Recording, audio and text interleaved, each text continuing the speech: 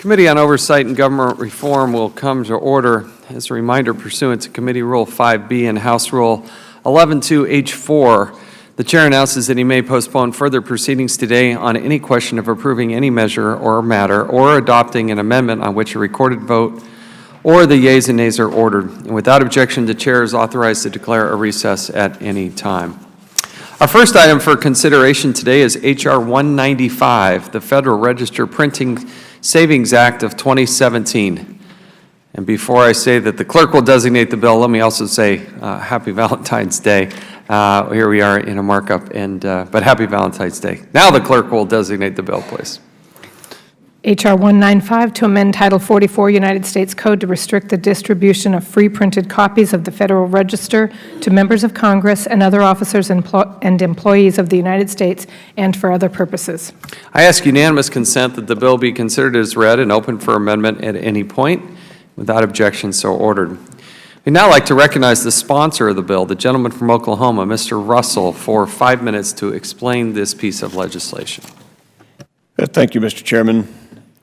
This is a bill that was supported by every member of this committee in last session. The Federal Register Printing Savings Act of 2017 helps curb an instance in government waste.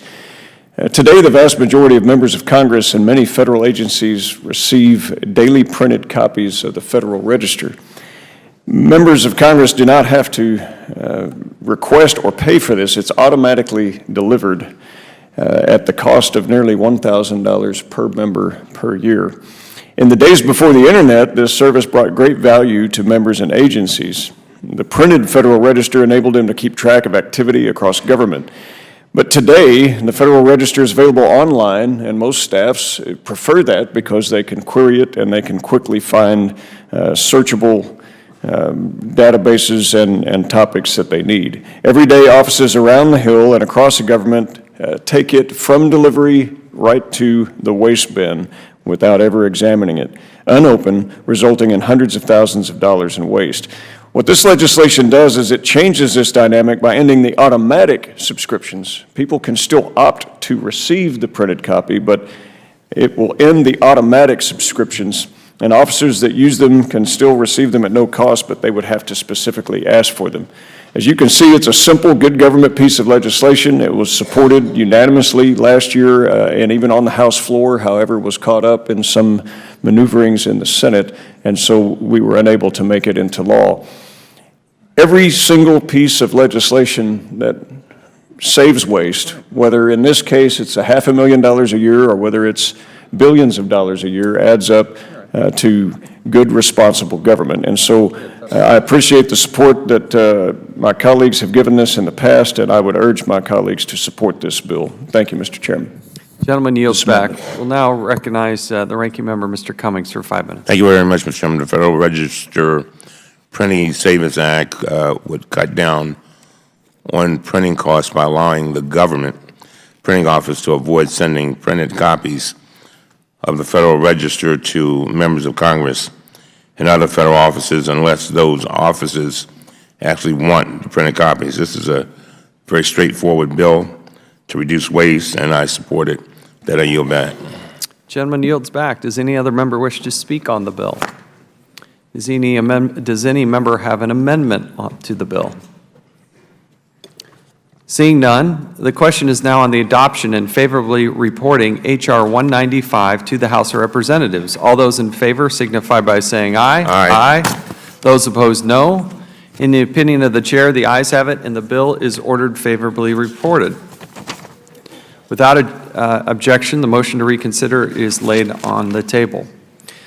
Our next item for consideration is H.R. 624, the Social Security Fraud Prevention Act of 2017. Clerk will designate the bill. H.R. 624 to restrict the inclusion of Social Security account numbers on documents sent by mail by the federal government and for other purposes. I ask unanimous consent that the bill be considered as read and open for amendment at any point. Without objection, so ordered. I intend to offer an amendment in the nature of a substitute to the bill. Without objection, we will call up the amendment in the nature of the substitute, and then I will recognize the gentleman from Wisconsin, Mr. Grothman, a co-sponsor of this legislation to explain the bill. The clerk will designate the amendment. Amendment in the nature of a substitute to H.R. 624, offered by Mr. Chaffetz of Utah. Without objection, the amendment is considered as read, and now recognize the gentleman from Wisconsin, Mr. Grothman, for 5 minutes for a statement on the legislation and the ANS. Thank you. The Social Security Fraud Prevention Act prohibits agencies from using Social Security numbers on documents sent by mail. This is a bill introduced by Representative Valadeo of California. It's a common-sense solution to the problem of identity theft. Social Security numbers are more important than ever. We use them to apply to college, get credit card applications, open new bank accounts. But as Social Security numbers are used more and more in our society, identity theft becomes more common. For a while now, the Internal Revenue Service has been sending Social Security information on postcards and in see-through envelopes unchecked. Recently, it was discovered that more than 1 million Americans had their Social Security numbers stolen by illegal immigrants, an issue that the IRS has known about for more than 5 years and has not really worked to fix. In fact, many taxpayers were not even notified that their Social Security numbers had been stolen. Both these situations are unacceptable and downright alarming. Given the lasting and devastating impact identity theft can have on American families and seniors, it's incredibly important that we don't allow such sensitive information to fall in the hands of the wrong people. Mr. Valadeo's bill is an important first step in reaching a bipartisan goal of making sure our government does a better job of protecting America's sensitive information. Thank you, Mr. Chairman, and I yield back the rest of my time. Gentleman yields back. We now recognize the ranking member, Mr. Cummings, for 5 minutes. Thank you very much, Mr. Chairman. I support H.R. 624, the Social Security Fraud Prevention Act. This bill is a common-sense step to help prevent identity theft and related crimes that affect millions of Americans every single year. H.R. 624 would prevent the printing of full Social Security numbers on documents issued by federal agencies and sent by mail, except in circumstances which an agency head determines it is necessary. The bill would also require agencies to develop regulations governing what constitutes necessary circumstances, providing instructions for the partial redaction of Social Security numbers when possible, and prohibiting numbers from being visible on the outside of any mailed package. A bill identical to H.R. 624 garnered bipartisan support in the last Congress and passed both this committee and the House without opposition. It has also received support from the American Association of Retired Persons and the National Retiree Legislative Network. Chairman, it is important that we work to prevent identity theft, and so I thank you for including this bill in the markup. I urge members to support H.R. 624, and with that, I yield back. Thank the gentleman. Does any other member wish to speak on this bill? Does any member have an amendment to the amendment in the nature of the substitute? Let me just say that I appreciate the good work of Representative David Valadeo, who's the chief lead sponsor on this. I also want to thank Congressman Issa, Glenn Grothman of Wisconsin, as well as Val Demings, who are co-sponsors of the bill from our committee.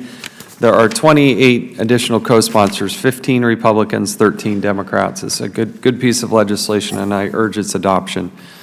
If no other member has an amendment, the question is now on the amendment in the nature of the substitute that I offered. All those in favor signify by saying aye. Aye. Those opposed, no.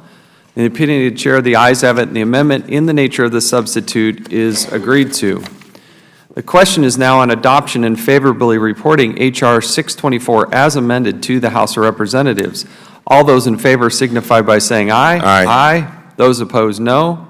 In the opinion of the chair, the ayes have it, and the bill is ordered favorably reported. Without objection, the motion to reconsider is laid on the table. Our next item for consideration is H.R. 998, the Searching for and Cutting Regulations That Are Unnecessary Burdensome Act of 2017, also known as the Scrub Act. A clerk will designate the bill. H.R. 998, to provide for the establishment of a process for the review of rules and sets of rules and for other purposes. I ask unanimous consent that the bill be considered as read and open for amendment at any point. Without objection, so ordered. Now recognize the gentleman from Florida, Mr. DeSantis, for 5 minutes for a statement on the legislation. Thank you, Mr. Chairman. The accumulation of regulations and red tape is a significant problem in the Federal Government. Year after year, Federal agencies add regulation upon regulation, piling onto the already complex and convoluted regulatory system. The Code of Federal Regulations now exceeds 175,000 pages, and it contains more than 1 million regulatory restrictions. Every year, the Federal Government adds an average of nearly 12,000 additional regulatory restrictions.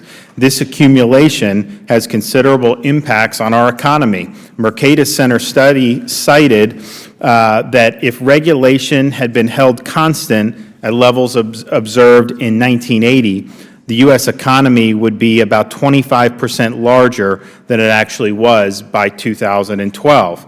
According to the Competitive Enterprise Institute, regulatory compliance results in an added cost to the economy of more than $1.8 trillion, which is roughly the amount of revenue the government raises from personal and corporate income taxes combined. Now, this is an average of $15,000 per American household. Regulations can be particularly burdensome on small and medium businesses that make up the backbone of the U.S. economy because they can't afford to have an expensive legal or compliance team on staff. Regulations also create significant barriers to entry in many industries, and indeed many of the biggest businesses, although they don't necessarily like some of the rules, they do recognize it gives them a competitive advantage over smaller would-be competitors. We need to clean up this burdensome regulatory regime. The Scrub Act will help government do so. The Scrub Act establishes a bipartisan retrospective regulatory review commission to conduct a comprehensive review of federal regulations. The goal of the commission is to reduce regulatory costs to the economy by 15%. The Act charges the Commission with identifying outdated, obsolete, and unnecessary regulations that should be repealed or amended. The Commission will consist of regulatory experts chosen on a bipartisan basis. They will take a government-wide look at the regulatory system, which will allow for an impartial and wide-ranging review of outdated and unnecessary regulations. This is not a new concept or a partisan concept. In 1978, President Carter issued an executive order requiring agencies to, quote, periodically review their existing regulations to determine whether they are achieving the policy goals, end quote. And every president since then has required some level of retrospective regulatory self-review by the agencies, including President Obama.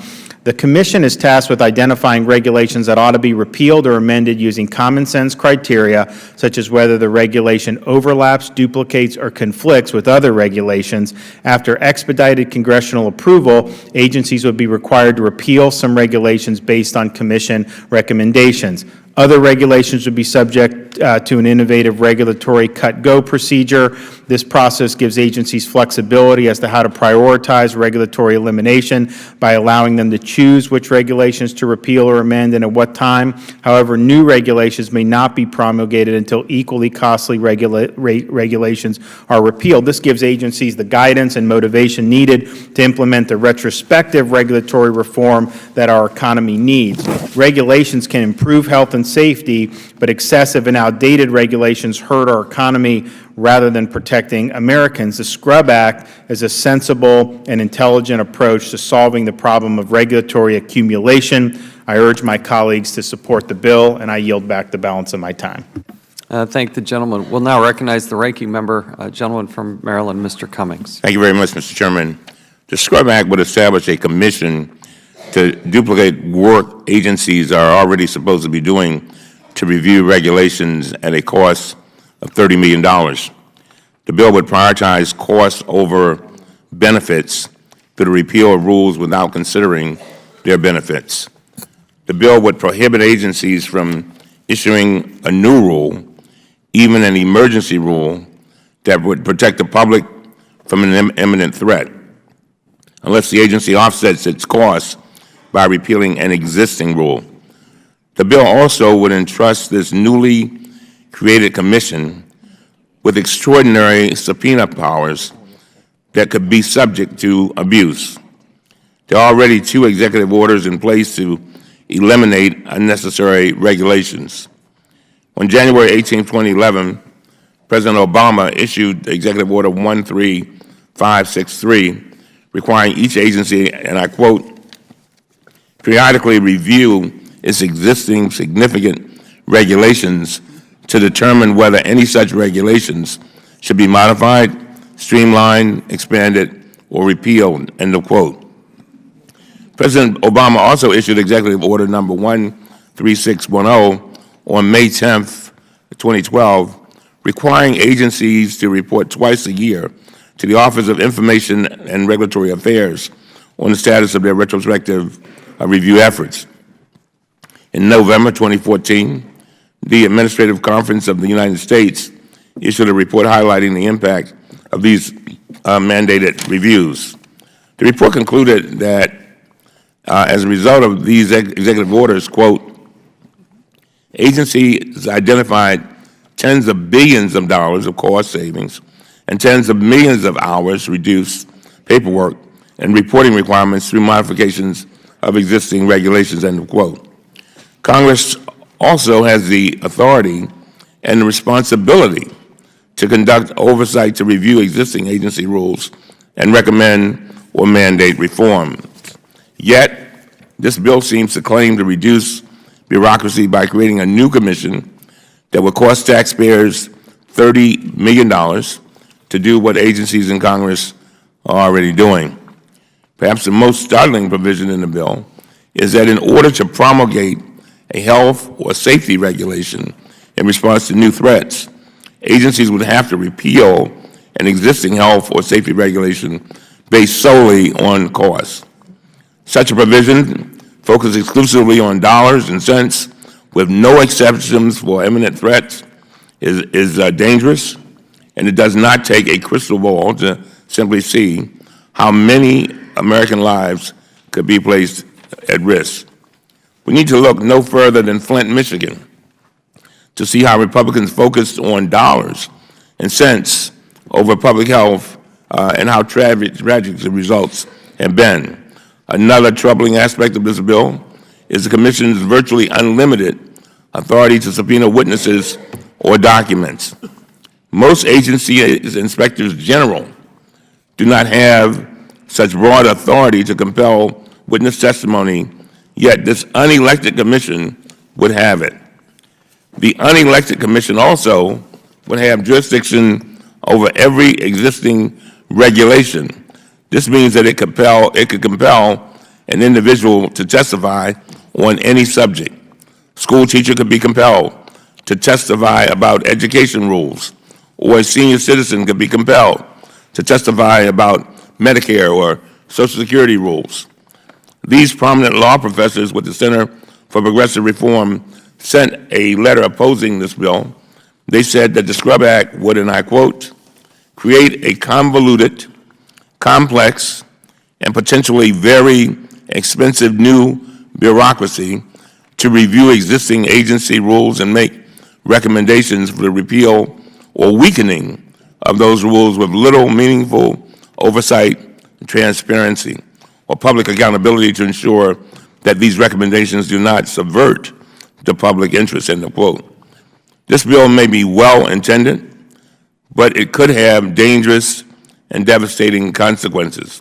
I strongly urge my colleagues to oppose the bill, and with that, I yield back.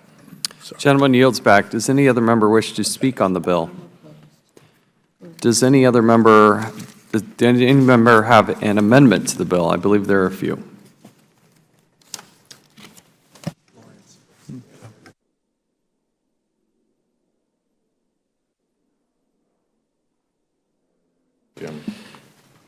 The ranking member of the gentleman from Maryland is recognized.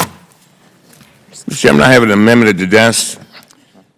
My amendment would exempt from this bill any rule that protects whistleblowers or that... The clerk will designate the amendment. Okay. Sorry. Amendment to H.R. 998, offered by Mr. Cummings of Maryland. Without objection, the amendment is considered as read, and the gentleman from Maryland is recognized for 5 minutes to explain the amendment. Thank you very much, Mr. Chairman. Mr. Chairman, I have my amendment would exempt from this bill any rule that protects whistleblowers or that imposes penalties on individuals who retaliate against whistleblowers. This bill would jeopardize all agency rulemakings, even those that protect whistleblowers. The Department of Energy issued a rule in December that would authorize the Department to impose civil penalties on federal nuclear contractors who retaliate against whistleblowers who report information concerning nuclear safety. On January 31st, 2017, DOE put a moratorium on that rule in response to President Trump's mandated freeze on rulemakings. It is exactly the kind of rule that could become a casualty of the indiscriminate attack the underlying bill makes on rulemaking. We must ensure that agencies can issue rules that protect individuals who blow the whistle on waste, fraud, abuse, as well as safety issues that can be a matter of life or death. I strongly recommend that the committee vote to protect whistleblowers and adopt this amendment. Gentleman, With that, I yield back. Gentleman yields back. Now recognize the gentleman from Florida, Mr. DeSantis, for 5 minutes. Yeah, Mr. Chairman, I oppose the amendment. The bill requires the Commission to identify regulation that should be repealed. The Commission focuses on rules and regulations that are out of date, no longer useful, and otherwise unnecessary or obsolete. Regulations that were promulgated with the original intent of protecting whistleblowers may need updating and reconsideration just like any other. Reviewing and revisiting regulations promulgated decades ago creates the opportunity to improve upon existing standards. Excluding whistleblower regulations from this exercise means that whistleblowers would lose out on the chance to streamline regulations and reduce burdens that may be harming whistleblowers themselves. Importantly, this bill has several significant procedural hurdles to pass before a regulation would actually be repealed. The Commission has to determine the regulation is no longer necessary. The Commission would then make a recommendation to repeal the regulation, and of course, Congress would need to vote to get rid of the regulation, and no regulation would be repealed without the vote of Congress. So I think that the bill is structured in a way to get rid of things that clearly don't work, and if there are things that are working, probably wouldn't even be identified by the Commission, probably wouldn't be recommended, and then certainly I think would not be approved by the United States Congress. And so while this committee has been rightfully very supportive of whistleblowers, this Scrub Act is not going to do anything that will harm whistleblowers. I think it'll probably enhance the way the regulations apply to the federal government. And I yield back the balance of my time. Gentleman yields back. The gentlewoman from New York, Ms. Maloney, is recognized for 5 minutes. Thank you. Thank you, Mr. Chairman, and I yield my time to the distinguished ranking member. Thank you very much. I've said it before and I'll say it again. I just listened to the argument of my colleague. Let me tell you something. We got to protect whistleblowers. We're in a climate right now where people are afraid. They're afraid. And the chairman will tell you that we work together on the Secret Service. And I would venture to guess that probably 90% of the allegations that we found out about were through whistleblowers. And this was a military type organization. So they're not used to going out of the lane, going outside to talk about things. But they found that it was almost impossible. They felt that they had lost confidence that if they told people on the inside, it would lead to retaliation. I can't imagine anything that, it's true that maybe the commission might find that, well, you can have some improvement on how you deal with whistleblowers, but I can't imagine how much whistleblower comes to us, tells us information, we look at it and we move on, try to figure out whether there's something that we can do with it to improve government. When you had already, with the Trump administration, executive orders, which have basically said, at least one or two of them, that you cannot speak to members of Congress? Come on now. That federal employees cannot speak to members of Congress? At what point, why are we here? If we can't hear from people, and there are more and more people who as I said before, are in fear. I anticipate that over the next 4 years, we will have a phenomenal number of whistleblowers. You know why? Because you're going to have people at the EPA who've given their blood, their sweat, and their tears all their lives to keep water clean and keep air clean. And they're going to, and now they're being told basically, well, we got some folk in charge who don't believe in science. So, or they're trying to do away with the department. So they're going to be coming forward. They're already coming forward. And I don't want to do anything to stop them from coming forward. As a matter of fact, I want them to be encouraged to come and let us know what we can do to make their lives better, but more importantly, to make sure that the American people are protected. I'll yield back to the lady. I thank the gentleman for yielding back, and I want to underscore that I support his statement completely. In a democracy, there is no one who is so dangerous that you can't speak to them, especially a whistleblower. Everyone should be able to speak to anyone. Where are we moving in this country if they are telling people who you can talk to and who you cannot talk to? I would venture to say that every member of Congress should speak to everyone who wants to talk to them, especially their constituents. That's our job. And whistleblowers need to be protected. They need to know that they're not going to be punished if they come forward and tell this committee and others about waste, fraud, and abuse, or any policy that may be dangerous to the American people. That's just common sense.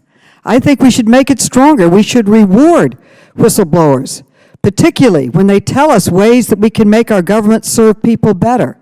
So my time has expired, but I totally support the gentleman's statement, and we should support his amendment and exempt whistleblowers.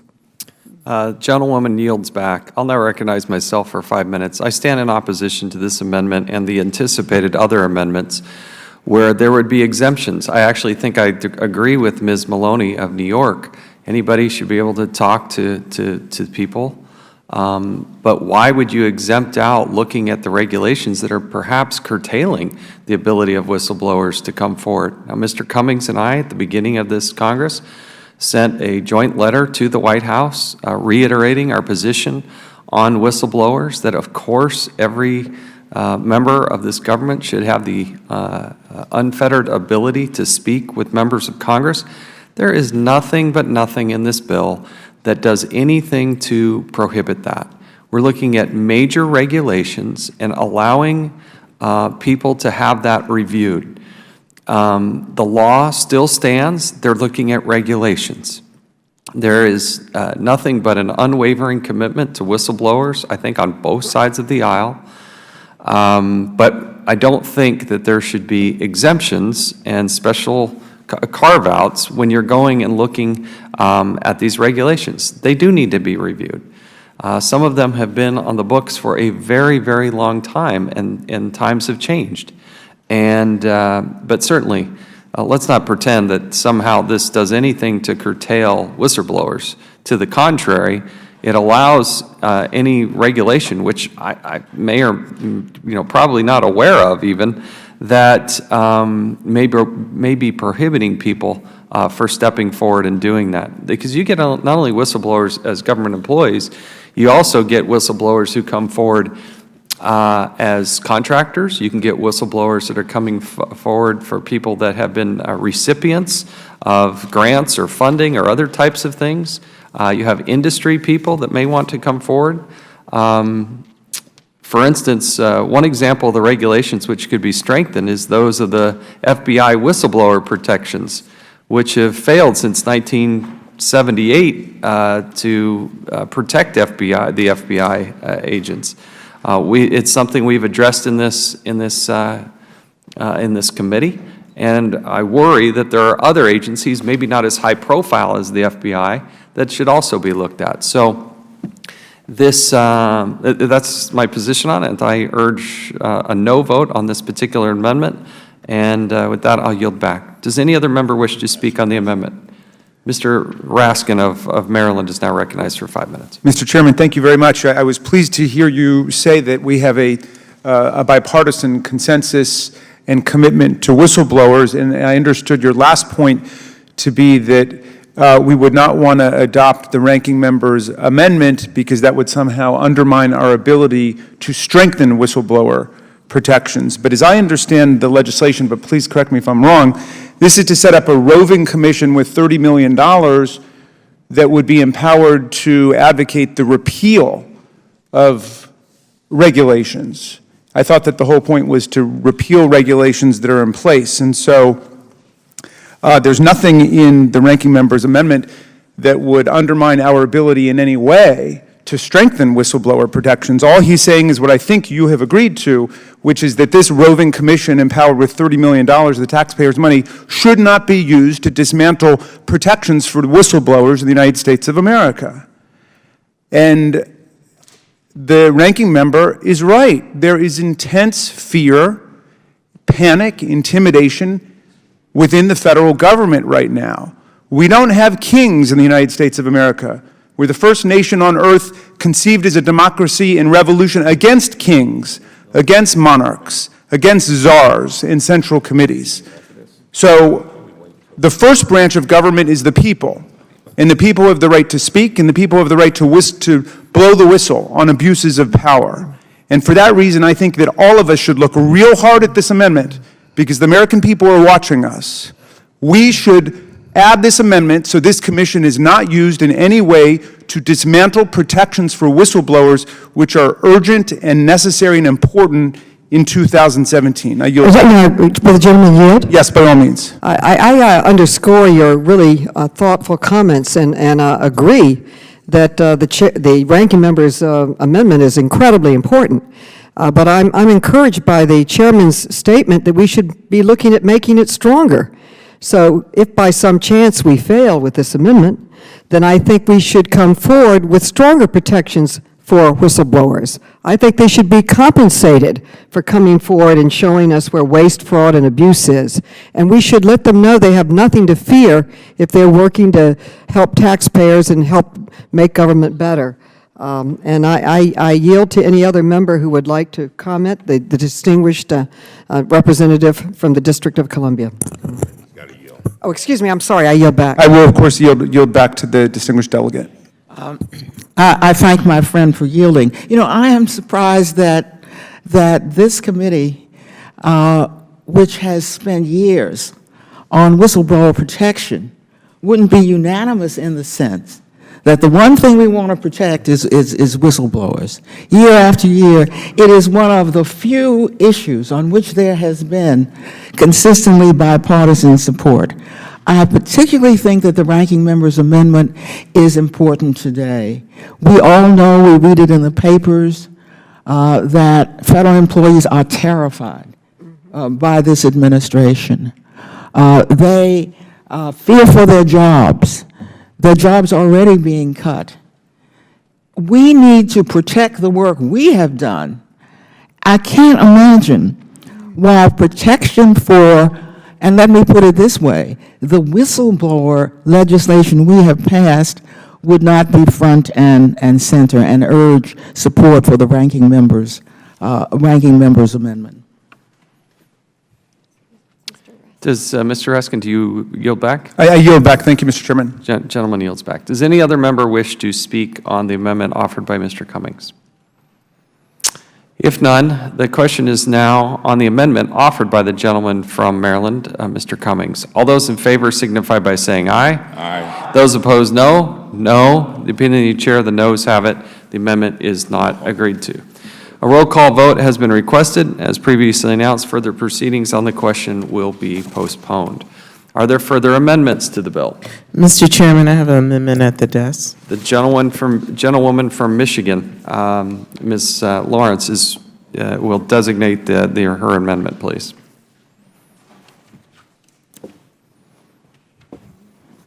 Amendment to H.R. 998, offered by Ms. Lawrence of Michigan. Without objection, the amendment is considered as read, and the gentlewoman from Michigan is recognized for 5 minutes to explain her amendment. Thank you, Mr. Chairman. My amendment is simple. It exempts the Scrub Act from any rule that endangers the public, including children, from lead poisoning. To this day, residents in Flint are dependent upon bottled water out of fear that their water is still contaminated. Although there have been reports claiming the level of lead in water supply have dropped below dangerous levels, residents still question the safety and quality of their drinking water. Mr. Chairman, according to the Centers of Disease Control and Prevention, approximately 500,000 children have elevated lead levels. Poor and minority children remain at the greatest risk. Years of sound policy and regulations have reduced children's lead exposure significantly, but we still have more than 500,000 children with elevated blood levels. We should not be scrubbing regulations today. We should be working together in a bipartisan manner to update rules and regulations that protects our children's health. One of the main goals of this legislation is to cut rules and regulations that are too expensive. As a mother of two, there is nothing I would not do and no costs I would not incur to ensure the safety and health of my children, and I'm sure my colleagues agree with me. Last Congress, our committee held hearings to investigate the Flint water crisis in my home state of Michigan. Unfortunately, our committee prematurely ended its investigation to this matter.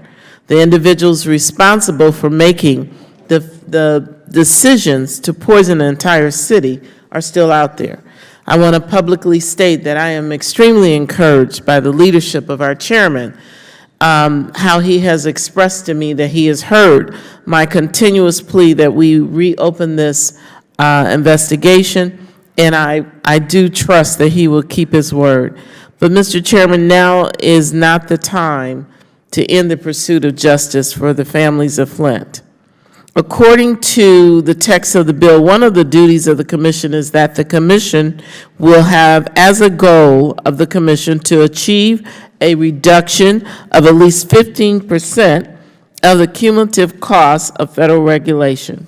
This is a solution in search of a problem. No one likes red tape, but eliminating rules and regulations that are considered too expensive only risks the overall health of Americans. A government cannot and should not run like a business. I encourage my colleagues to support this common sense amendment to protect the public, including children, from the dangers of lead poisoning in Flint and across the country. Eliminating rules do not create jobs. Investing in our education system, in our transportation system and infrastructure network, and creating policies that expand access to economic opportunity does. Mr. Chairman, I yield back my time. Now recognize the gentleman from Florida, Mr. DeSantis, for 5 minutes.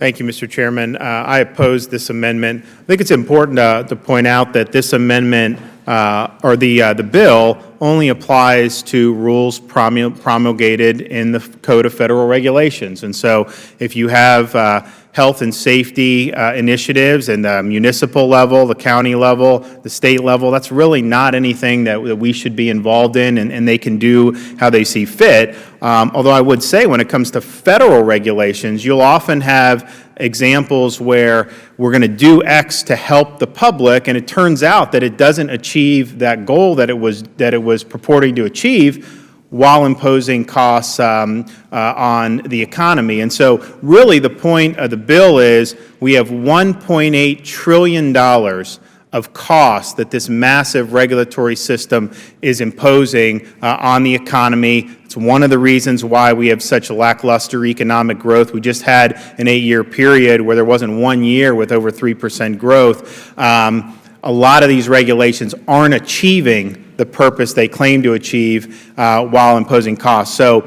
let's just keep in mind it is limited to federal regulations, not involving anything that states or localities may do. And with that, I yield to the chairman. The gentleman yields back, or yields to me. One of the great failings of the Obama administration that will go down in the history of Michigan is the fact that they had 8 years their control to promulgate and put out the lead and copper rule, and they did not. In fact, they came to us and said that it probably won't be out until 2018.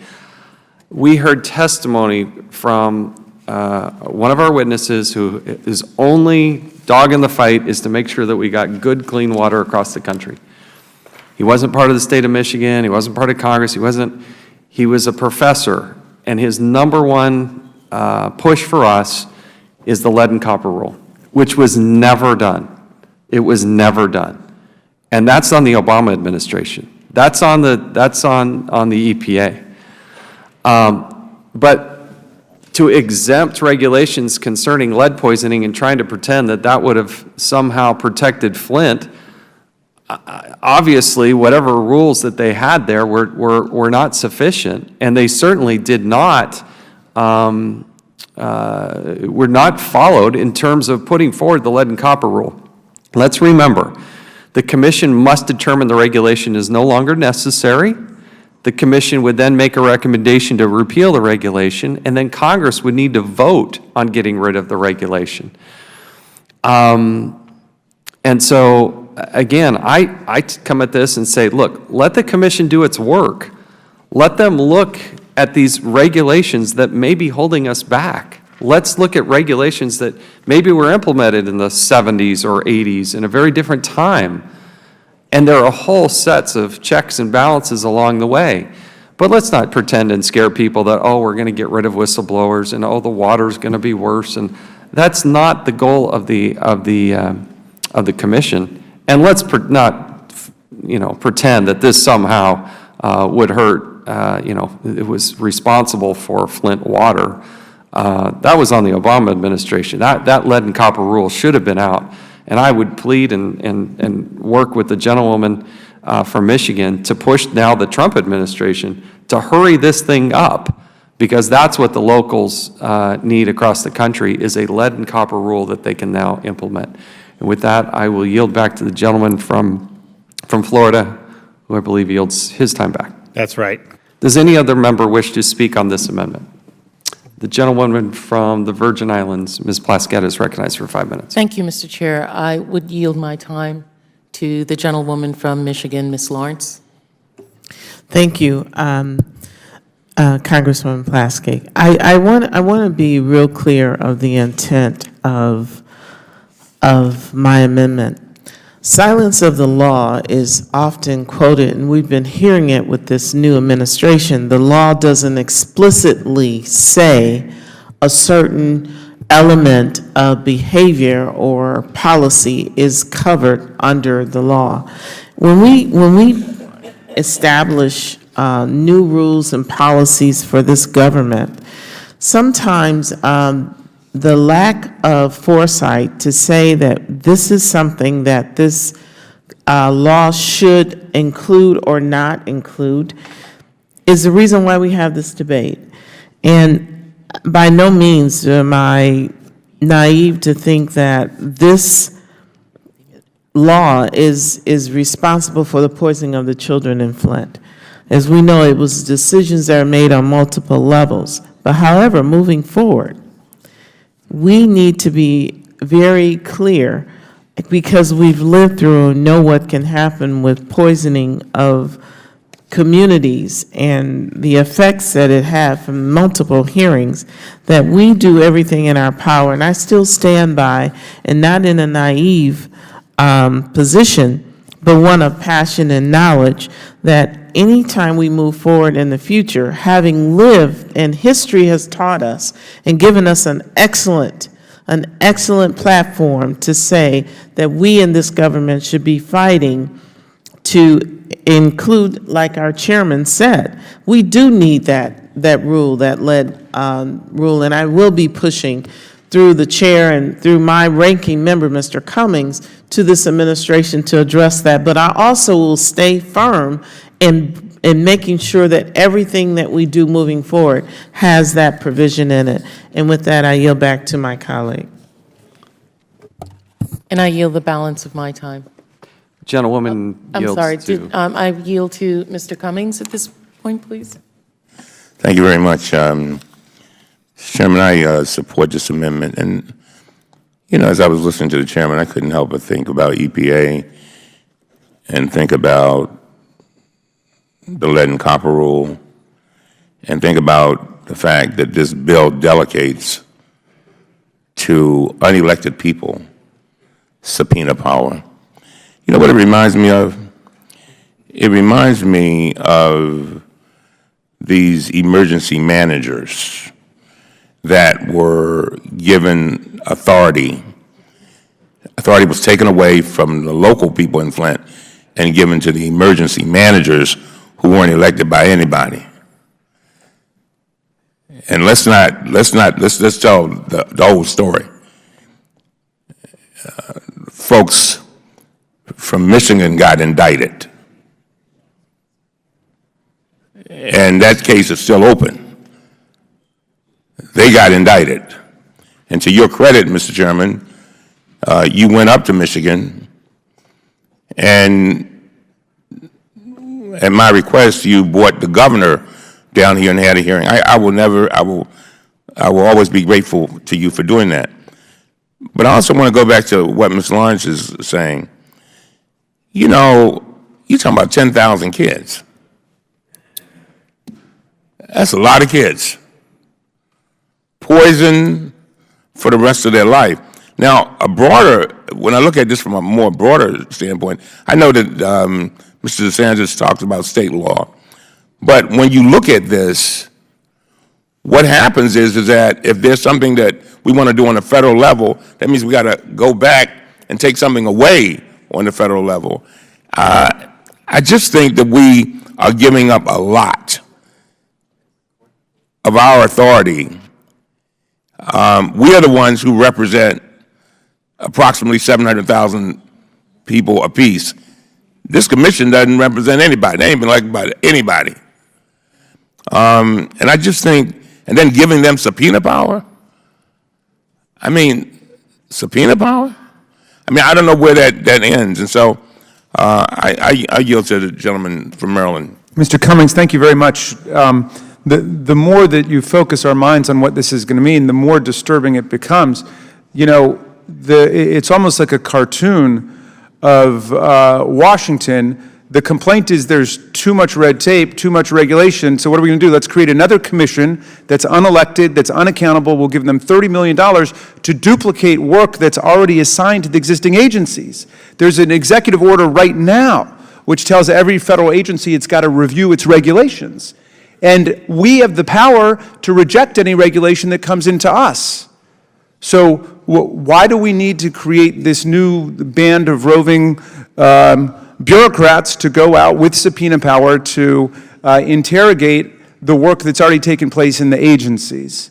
If there's a problem, we should just go ahead and legislate about it. We don't need to create a whole other institution. And at the very least, let's protect the public interest by saying that this commission cannot dismantle public interest regulations like those related to lead paint. I yield back.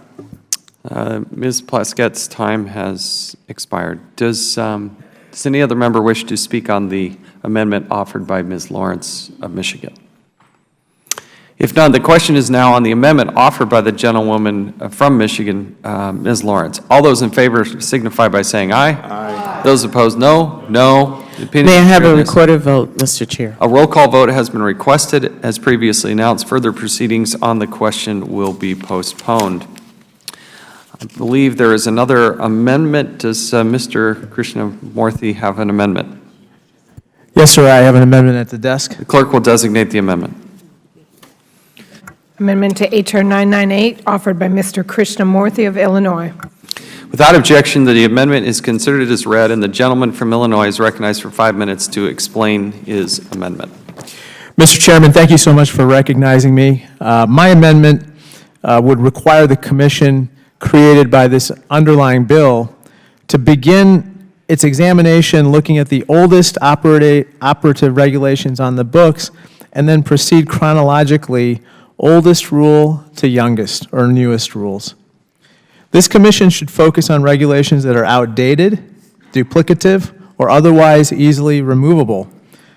As a former small businessman, I understand the struggles of trying to comply with excessive and burdensome regulations. This amendment would help small business owners and those looking to start small businesses by making sure the only regulations they have to comply with are ones that make sense for our modern economy. If the Scrub Act is a serious attempt to streamline the regulatory process, this amendment will help make the bill more effective. This is a simple, easily executable change to the bill that will ensure that we bring regulations into the 21st century before we decide which ones need to be changed. I urge my colleagues to support this amendment, and I yield back. Gentleman yields back. We now recognize the gentleman from Florida, Mr. DeSantis, for 5 minutes. I speak in opposition to the amendment. The Commission under the bill is asked to review rules in the CFR, and the bill establishes a priority order for regulations that are major rules that are 15 years or older, and rules are major if they impose a cost on the economy of $100 million or more annually. This amendment would change the priorities of the Commission to focus not on the most costly regulations or the most effective regulations, but simply the oldest. So you have 178,000 pages of regulations. You have 5 years. This is a sunsetted commission for 5 years. And so that's 36,000 pages a year that you would do. So to simply go from oldest to newest without setting a priority doesn't make sense, and it probably would hinder the Commission from achieving any significant results. And so what we have to do is focus on those regulations that are having the biggest negative economic impact, which is what the bill does, particularly those regulations that have a strong negative economic impact and cannot show tangible benefits to do what they're purported to do. So we need to really get on this issue, and I've heard different members make the claim that the agencies can already do this, or already doing it. They're not doing it. They're not doing a good job. The cost that is imposed on the economy year after year continues to grow. When you have $1.8 trillion in costs imposed on the economy because of red tape and bureaucracy, and that's roughly equivalent to what the federal government raises in corporate and personal income taxes, that is way out of whack, and that's creating a lot of headwinds for economic growth. So we need to do this in a way that looks at what's going to have the maximum effect on benefiting the American people, and simply going from oldest to newest is not the way to go. I yield back. Gentleman yields back. Does any other member wish to speak on?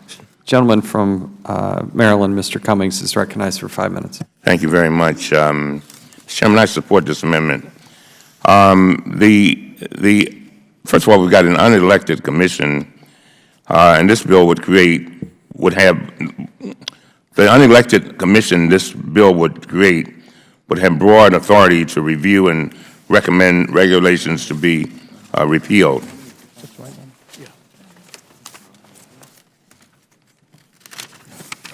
Please. This one. Would the gentleman yield?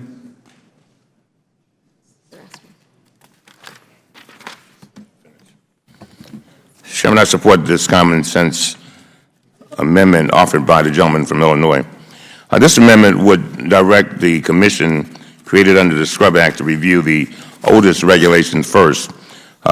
This only makes sense because the oldest regulations are the most likely to be outdated and ineffective.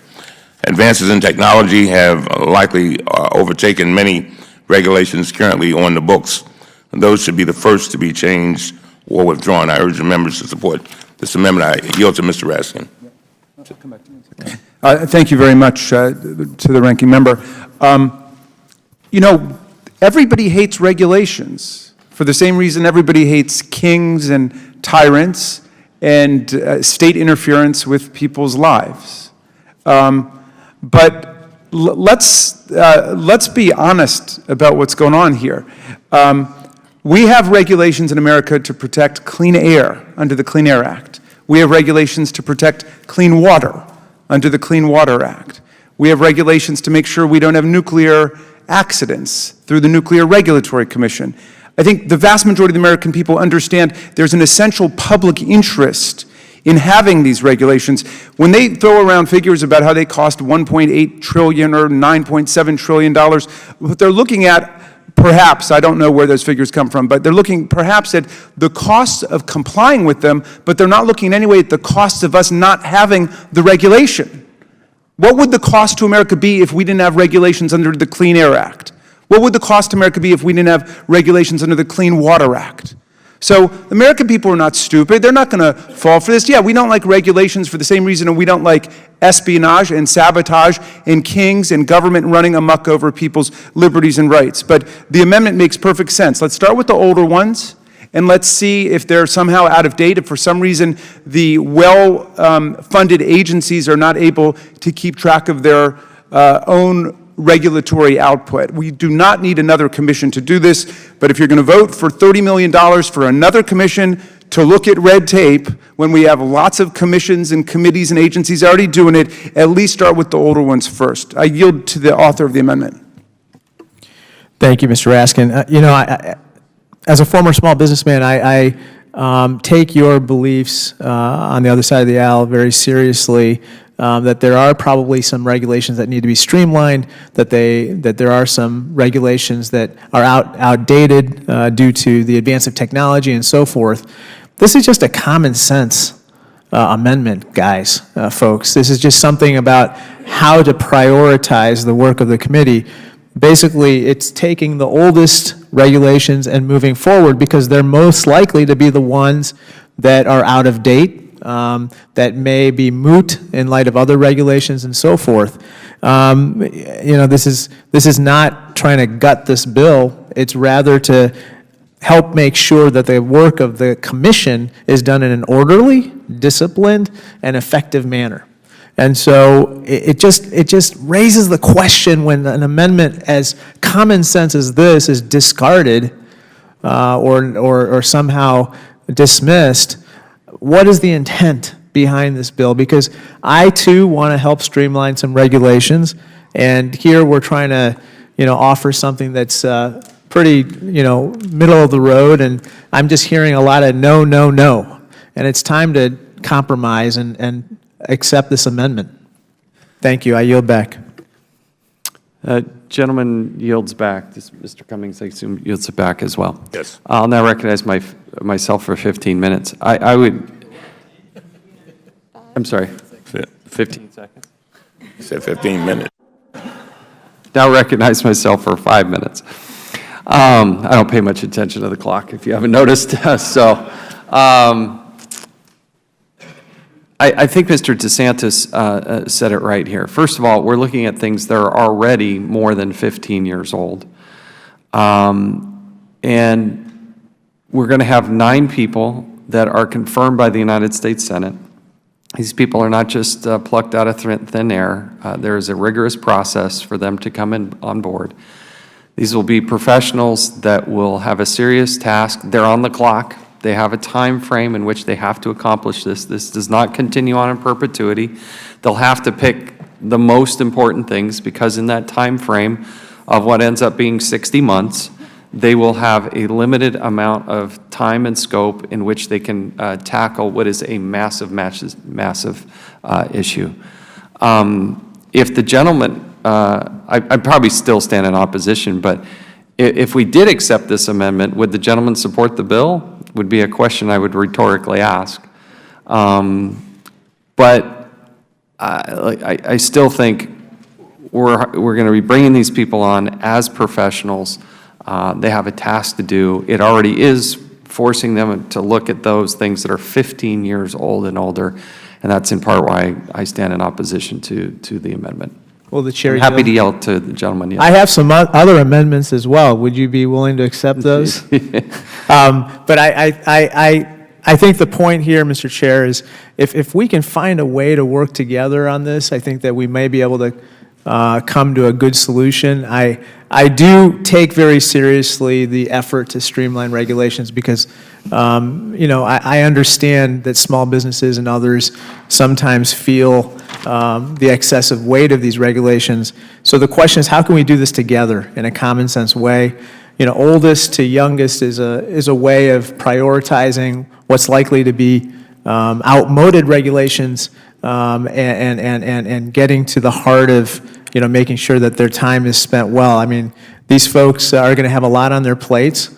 And if they start looking at regulations that are 50, 60, 70 years old first, they're more likely to be successful in weeding out some of the stuff that no longer needs to be in the Federal Register.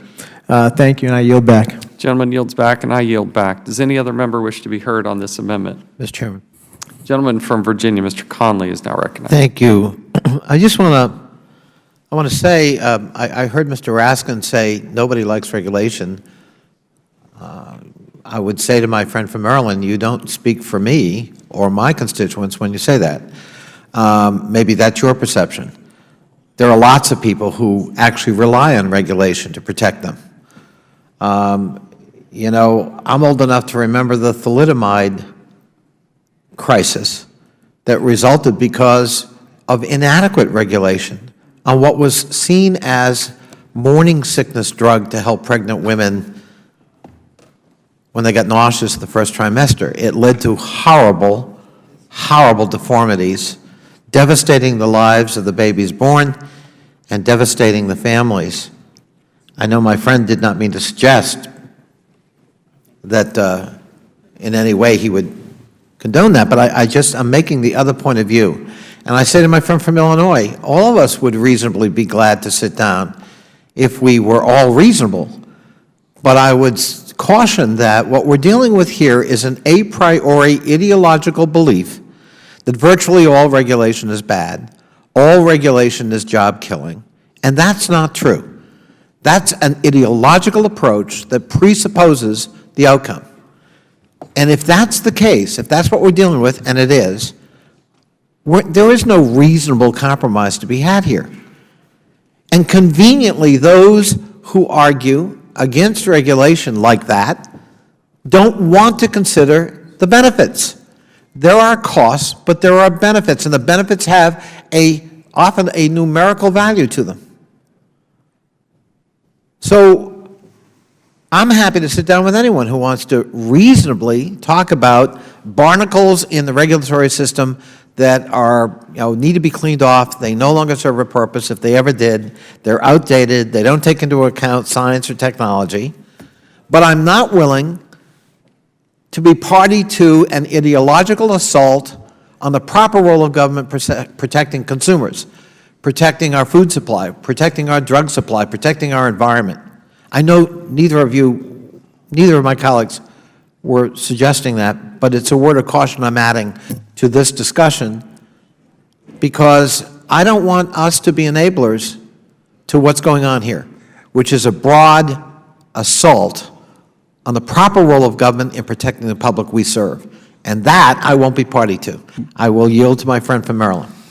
Thank you very much, Mr. Conley. And all I can say is I think that you've made exactly the point I was attempting to make, perhaps more forcefully and more eloquently than I originally did. I started by saying that everybody hates regulation in the abstract at the level at which it's being proposed today. But when you look at the Clean Air Act, when you look at the Clean Water Act, when you look at the regulations regulating nuclear power, when you look at the regulations dealing with clean food, when you end up with poisoned peanut butter, you realize why you need regulation.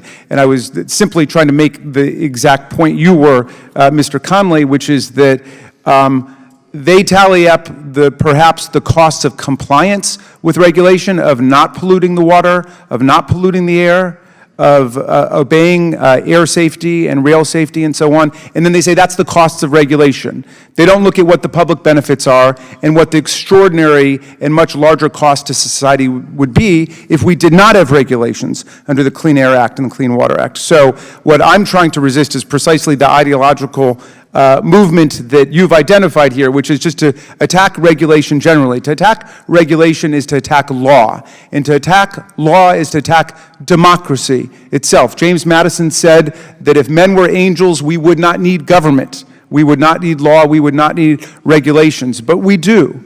And that's the price that we pay for living in a civilized society. So I simply would like to associate myself with the remarks which I think castigated me a bit at the beginning. But I appreciate it, Mr. Connolly, and I will yield. No, you don't get to yield. It's my time. But I thank my friend.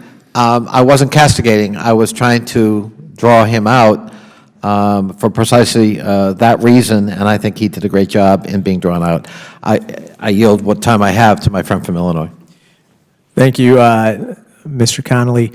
Just one point, which is that, I really do hope that we can, at some point, work together on streamlining some regulations, and I hope that we can come to some reasonable agreement on what that process would look like. And in that spirit, I offer this amendment. I yield back. Gentleman yields back. Does any other member wish to be heard on the amendment? Gentleman from Alabama, Mr. Palmer, is recognized. Mr. Chairman, just want to see if we get agreement on this statement. We are making it our mission to root out regulations that conflict, that are not worth the cost, or that are just plain dumb. The idea is to get rid of excessive, inconsistent, redundant regulation and to reduce the burdens of regulations may place on small businesses. Mr. Chairman, do you agree or disagree with that? Wholeheartedly agree. Do any of our colleagues agree or disagree with that? Just want to point out that that statement. Is my friend asking us to respond? Yes, I am. Would he yield? I yield to. Yeah, it depends on what you mean.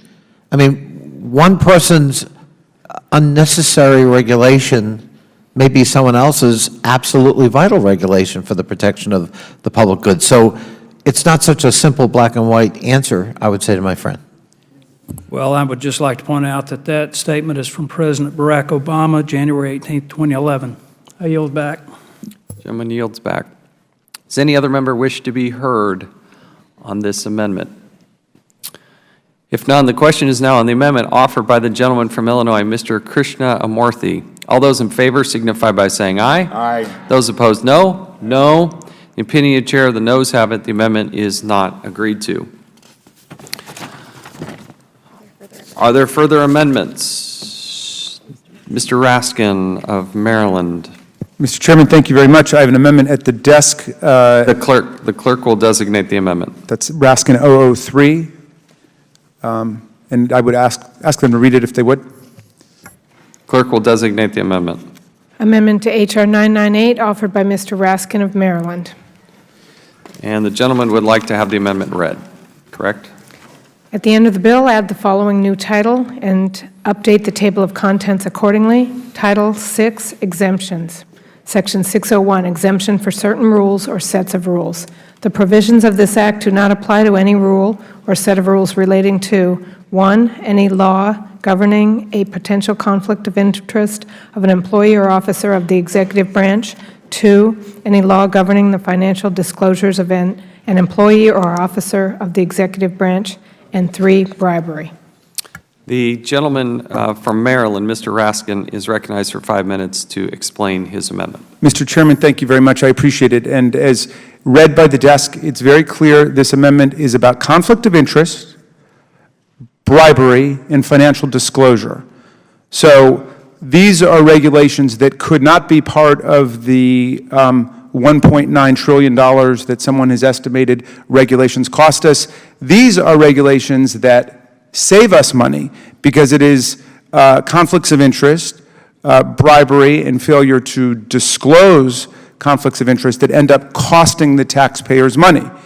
Mr. Chairman, as you know, we are in a situation, as the ranking member put it before, of real fear in the country about whether our government and our democracy are slipping away from us because of the massive financial entanglements of President Trump around the world with hotels and golf courses and other business investments, in demonstrable involvement of members of the administration with Russian agents, and a series of other conflicts of interest that have been alleged. Let's make sure that the roving commission, which is going to set out to dismantle part of the regulatory apparatus of the U.S. government, is not a wolf in sheep's clothing. Let's make sure that it's not going to try to wipe out the financial disclosure requirements we've got. Let's make sure the commission is not going to try to wipe out the conflict of interest provisions that restrain us, at least nominally, from using public office as a form of private enrichment. And so I think this is something, again, that every member of this committee should be able to support and be committed to. The basic problem of democracy is how do you elect people to govern? Because we can't be a New England town meeting. We've got hundreds of millions of people in America. So how do we elect people to come to Washington, and then they employ other people to help them and make sure that they're looking out for the common good, the public interest, and not for their private self-enrichment? How do we make that happen? Well, we've got laws governing conflict of interest, we've got laws banning bribery, and we have compulsory financial disclosure. Let's make sure that this bill, which is being rushed through here to create a commission to dismantle regulation, does not touch any of the regulations governing conflict of interest. Let's protect the public interest. With that, Would my friend yield? yes, by all means. I want to thank Mr. Raskin for this amendment, Mr. Chairman. It's a great example of, I think, unintended consequences when one takes a sweeping approach to the issue of regulation rather than a more discrete approach looking at that which is outdated, as we talked about before. And Mr. Raskin has done a great job here in identifying a whole area of regulatory activity that, frankly, is, in light of the current circumstances, inadequate.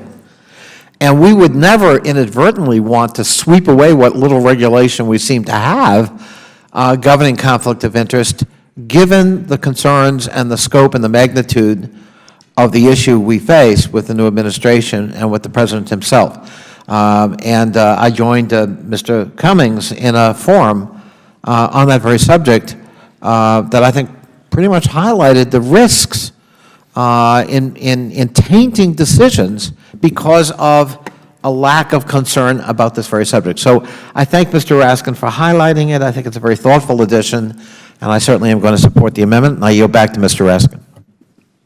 Thank you very much.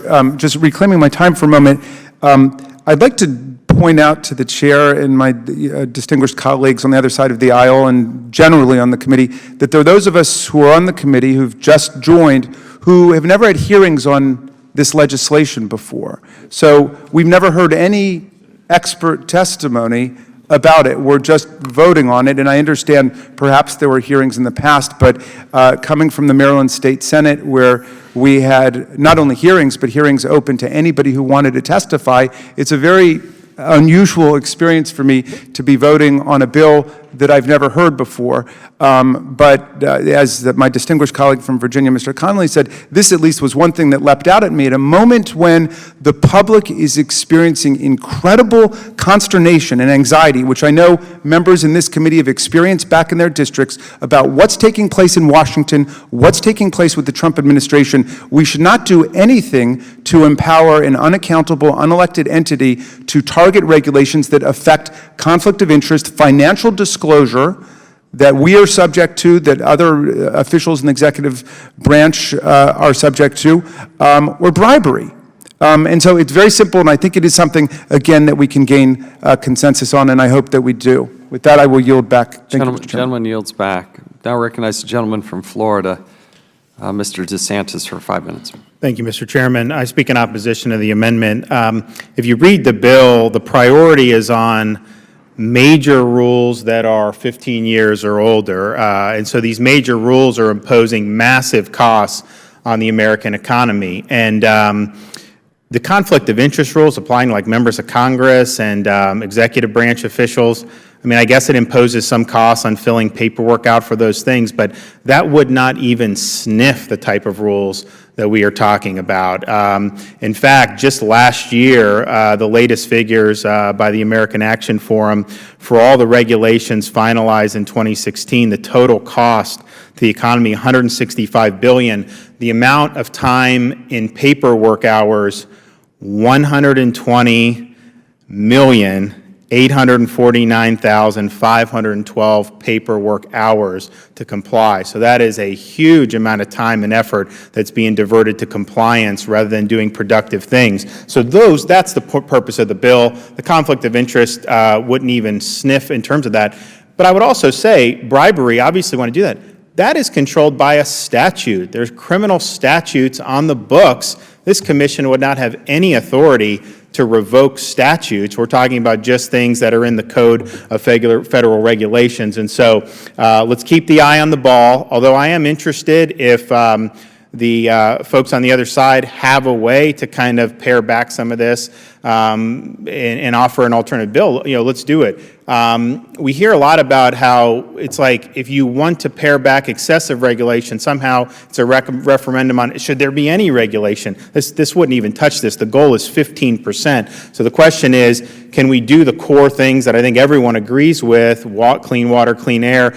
Do you need 176,000 pages, or can you do it in 150,000 pages? And I think if you try to start going in that direction, you're going to end up being able to identify regulations that are peripheral and that aren't serving their intended function. I don't think it'll have any effect on the core things that most Americans support. And I yield back the balance of my time. Gentleman yields back. Does any other member wish to be heard? The gentleman from Maryland, Mr. Cummings, is recognized for 5 minutes. Thank you very much, Mr. Chairman. I support the amendment offered by my colleague from Maryland, Mr. Raskin. Mr. Chairman, the unelected commission this bill would create would have broad authority to review and recommend regulations to be repealed. Every rule is a fair game, even rules to protect against conflicts of interest in federal government. The amendment would exempt any rules that fall into that category. One need only look to the events of last week to see just how important these regulations are to ensuring the separation of business and state. Last Friday, President's counselor, Kellyanne Conway, appeared on national television from inside the White House briefing room, where she gave what could only be called an infomercial for the daughter of the President of the United States. She stated, and I quote, I'm going to just give a free commercial here. Go buy it today, everybody. You can find it online, end of quote. In response to this textbook violation of good government ethics, Mr. Chairman, you and I wrote to the Director of the Office of Government Ethics and asked that he immediately review the matter and make a recommendation on the appropriate disciplinary action. I think all the members here can agree that what Ms. Conway did was flagrant and wrong. It has no place in government. The Office of Government Ethics has a rule that prohibits the use of public office for private gain. This amendment would ensure that this rule and other ethics rules stays off the chopping block. I think every member of this committee should support the amendment, and with that I yield back, and thank you. Gentleman yields back. I know perhaps Mr. Meadows will be recognized and could yield to the chairman. We'll recognize the gentleman from North Carolina, Mr. Meadows. Mr. Chairman, I appreciate your leadership, and I would yield the balance of my time to the chairman. Very gracious of you, Mr. Meadows. Thank you. We continue to hear people say that this commission would be unelected. The people who wrote the regulations were unelected. Those were the people that put these regulations into the first place, were the bureaucrats that didn't necessarily have the process in place that the public can engage with. What the safeguard here is, in a bipartisan way, this commission that's actually going to look at this is appointed, or designated, I should say, by Republicans and Democrats, and has to go through the Senate confirmation process, which, as you know, is rigorous, and it is long and a tedious type of process. I just simply wanted to make the point that, to suggest that these are unelected, they actually go through a confirmation process, but the people who put the rules and regulations in place in the first place were unelected. And I think Mr. DeSantis hit it right on the head. We're not talking about repealing or pulling back everything. The code, the laws still stay in place, but to look at things 15 years ago and older is a responsible thing to do, and it's done in a bipartisan way with those people that are confirmed by the United States Senate. So I would stand in opposition to this. I yield back to the gentleman from North Carolina, which I'm sure yields back his time. I yield back my balance of my time. Thank the gentleman. Does any other member wish to be heard on this amendment? If none, the question is now on the amendment offered by the gentleman from Maryland, Mr. Raskin. All those in favor signify by saying aye. Aye. Those opposed, no. No. In the opinion of the chair, the noes have it. The amendment is not agreed to. A roll call vote has been requested. As previously announced, further proceedings on the question will be postponed. Are there any other amendments? Any members who wish to be recognized for another amendment? Mr. Raskin of Maryland, I believe, has a second amendment. Mr. Chairman, thank you very much. I have an amendment at the desk, which is denominated 002, and I would ask that it be considered read. Okay, so the clerk will designate the amendment. In the course of this conversation... Hold on. Amendment to H.R. 998, offered by Mr. Raskin of Maryland. Without objection, the amendment is considered as read, and the gentleman from Maryland is recognized for 5 minutes to explain his amendment. Thank you very much, Mr. Chairman. In the course of the conversation, several members have said that the purpose of this commission is not to dismantle regulations under the Clean Air Act, Clean Water Act, to take away major regulatory protection for the public interest. This amendment would simply protect rules relating to the enforcement of the Clean Air Act from the provisions of the underlying measure. We would not want to wake up one day to find that regulatory review had been taken out of the hands of agency subject matter experts at the EPA and placed in the hands of an outside commission whose purpose would be to engage in these cut-go procedures. Essentially, I would like to take at face value the representation that this is not meant to gut the Clean Air Act. This would simply build into the legislation that it could not be used to gut the Clean Air Act and the regulatory enforcement under that. And with that, I would yield back my time. Gentleman yields back. Now recognize the gentleman from Florida, Mr. DeSantis. Thank you, Mr. Chairman. I think we've kind of gone over a lot of the issues involving with carving out, not carving out.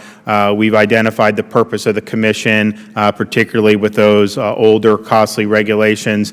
And I think that the chairman has made a lot of good points. And so I will, I'm opposed to the amendment. I think the bill as is should just simply apply to the code. And Congress obviously will have the ultimate say whether what the commission recommends is something that we agree with or not. And I yield back.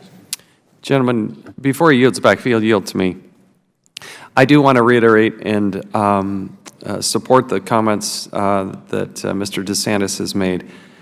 At the end of the day, it still comes back to Congress. We still vote on it. This helps identify these things in a bipartisan way with people who have been confirmed by the United States Senate. So I concur with what the gentleman from Florida, Mr. DeSantis, said.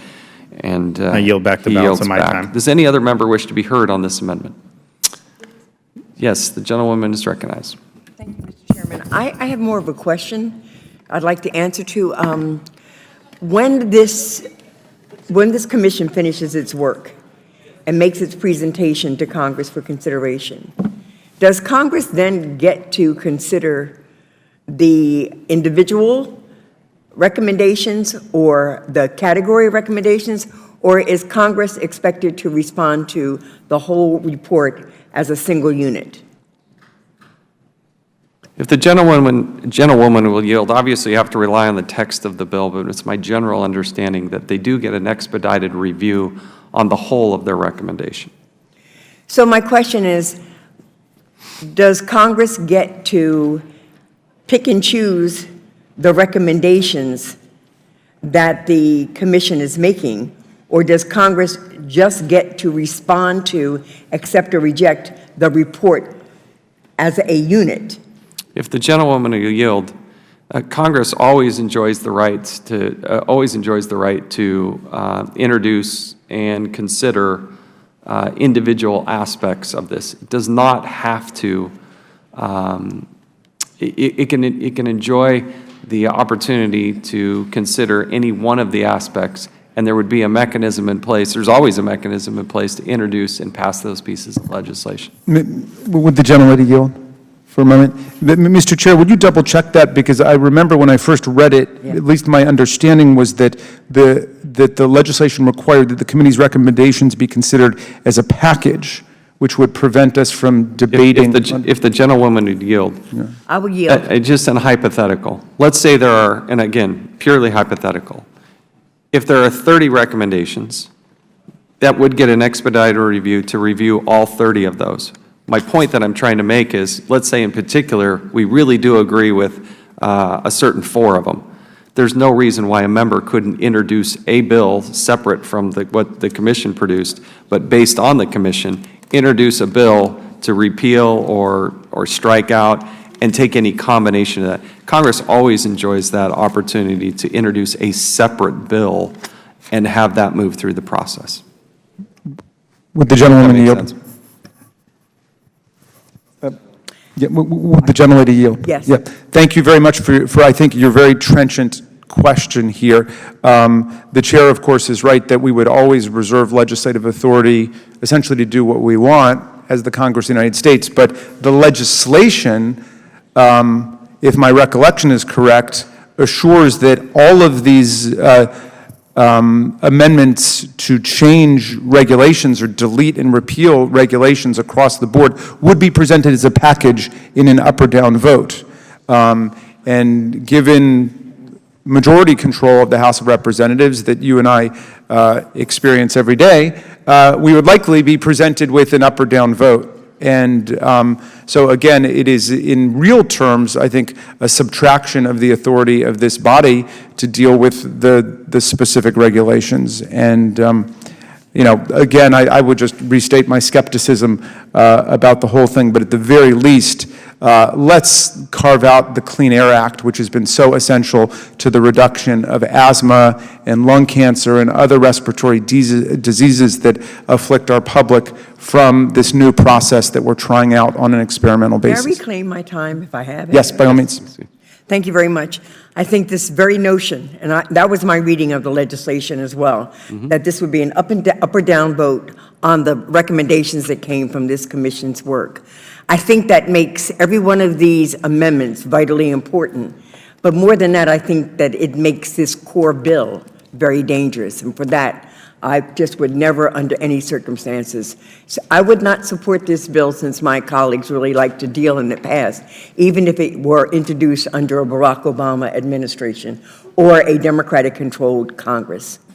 But this is even a more dangerous bill under an administration that has already sought to lie and tell us alternative facts and deceive us and not be disclosing of potential conflicts, and with a Congress that seems to be carried along like little puppy dogs. With that, I yield back.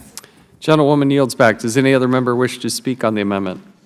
Gentleman from Maryland, Mr. Cummings, is recognized. Mr. Chairman, I support this amendment to exempt rules under the Clean Air Act.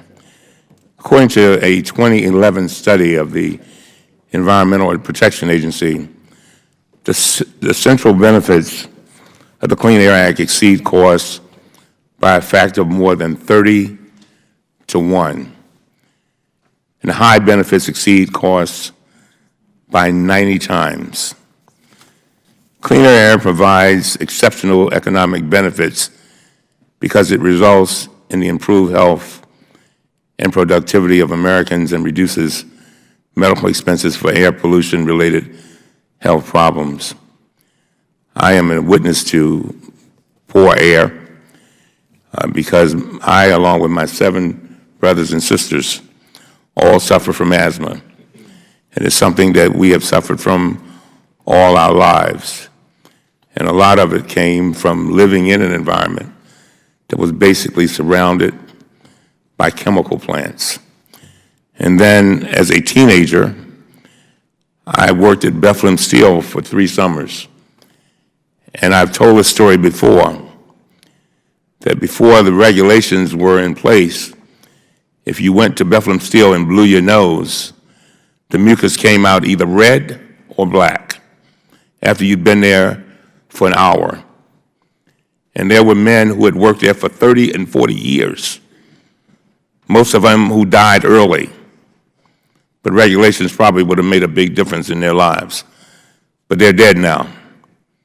Many of them didn't have a chance to walk their daughter down the aisle, didn't have a chance to go to the graduation, didn't have a chance to hold a grandbaby in their arms. So the Clean Air Act will prevent thousands of early deaths and its air quality and health benefits, including the prevention of heart attacks and reduction of pulmonary diseases like chronic bronchitis, will grow over time. Mr. Raskin's amendment, which would exempt all rules that relate to the Clean Air Act, is based on common sense. But it's based on something else, too. You know, there's that commercial that shows key moments of people's lives, and at the end of the commercial, it simply says priceless. There's no price that you can put on a person's health. There's no price that you can put on them being able to breathe. And I tell people all the time, when you suffer from asthma, you can walk 30 feet and feel like you ran 30 miles. And so cleaner air benefits every man, it benefits every woman, and it benefits every child in this country. But it also benefits generations yet unborn, because that means that some child will have a healthier mother, have a healthier father. If the Environmental Protection Agency is prevented or delayed from promulgating new regulations relating to the Clean Water Act because of costs, the children of this country will pay a very heavy price. While the Scrub Act's singular focus on costs to the exclusion of all other factors, including health and safety of the American people, is unconscionable, this amendment makes common sense. And so often we talk about the issue of what are we doing to our children and what kind of debt are we leaving them. Well, sometimes we need to think about that statement that's found in one of the villages up in down there in Disney World. It simply says these words.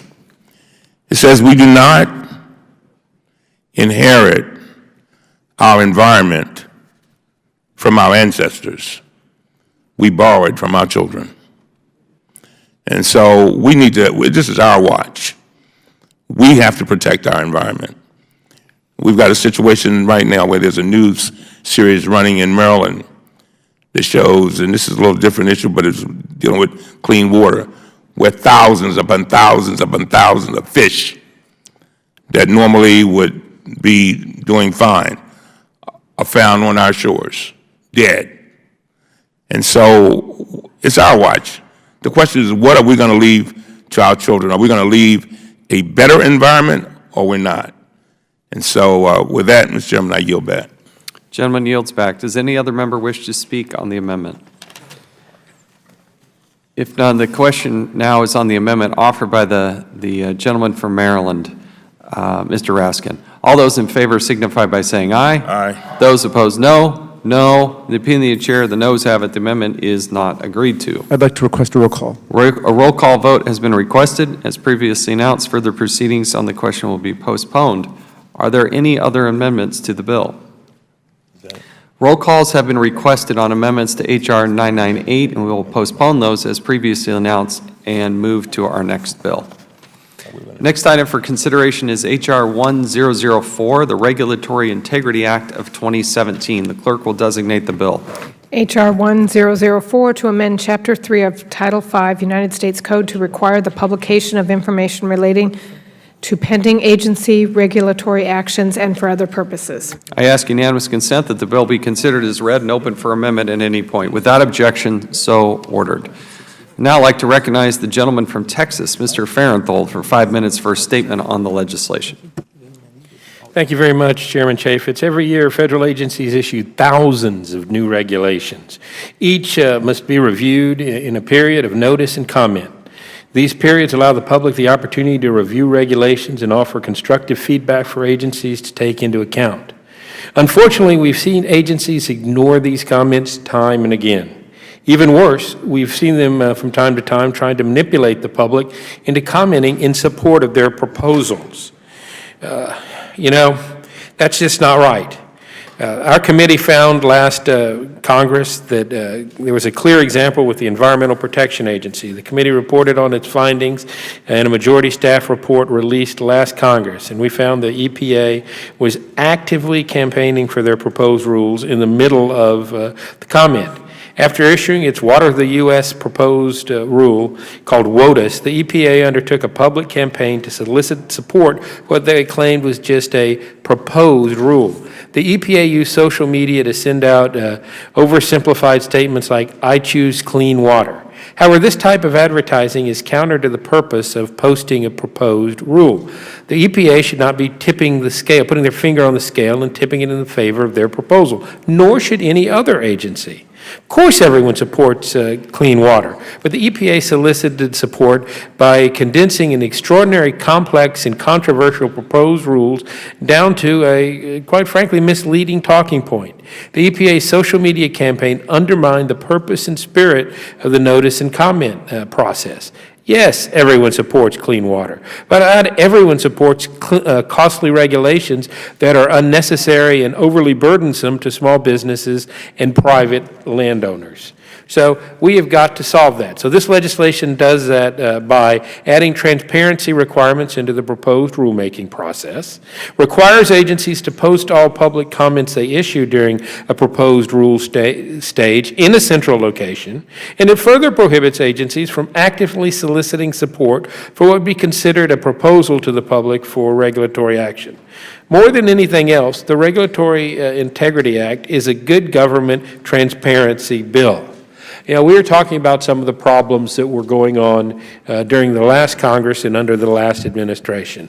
I would certainly think we could get bipartisan support at this time because we don't want the same thing to continue to happen regardless of who the president is. And for this reason, I urge my colleagues to support this legislation.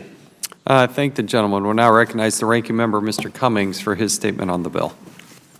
Thank you very much, Mr. Chairman. I agree that more transparency is needed in the regulatory process. That is not what this bill is really about, however, and I oppose it. The bill is aimed at what its sponsors believe agencies should not disclose and will lead to less openness in the agency rulemaking process. Specifically, the bill would prohibit federal agencies from making any public communications about a pending agency regulatory action that could be interpreted as, quote, propaganda, seeking, quote, publicity, end of quote, or direct advocacy.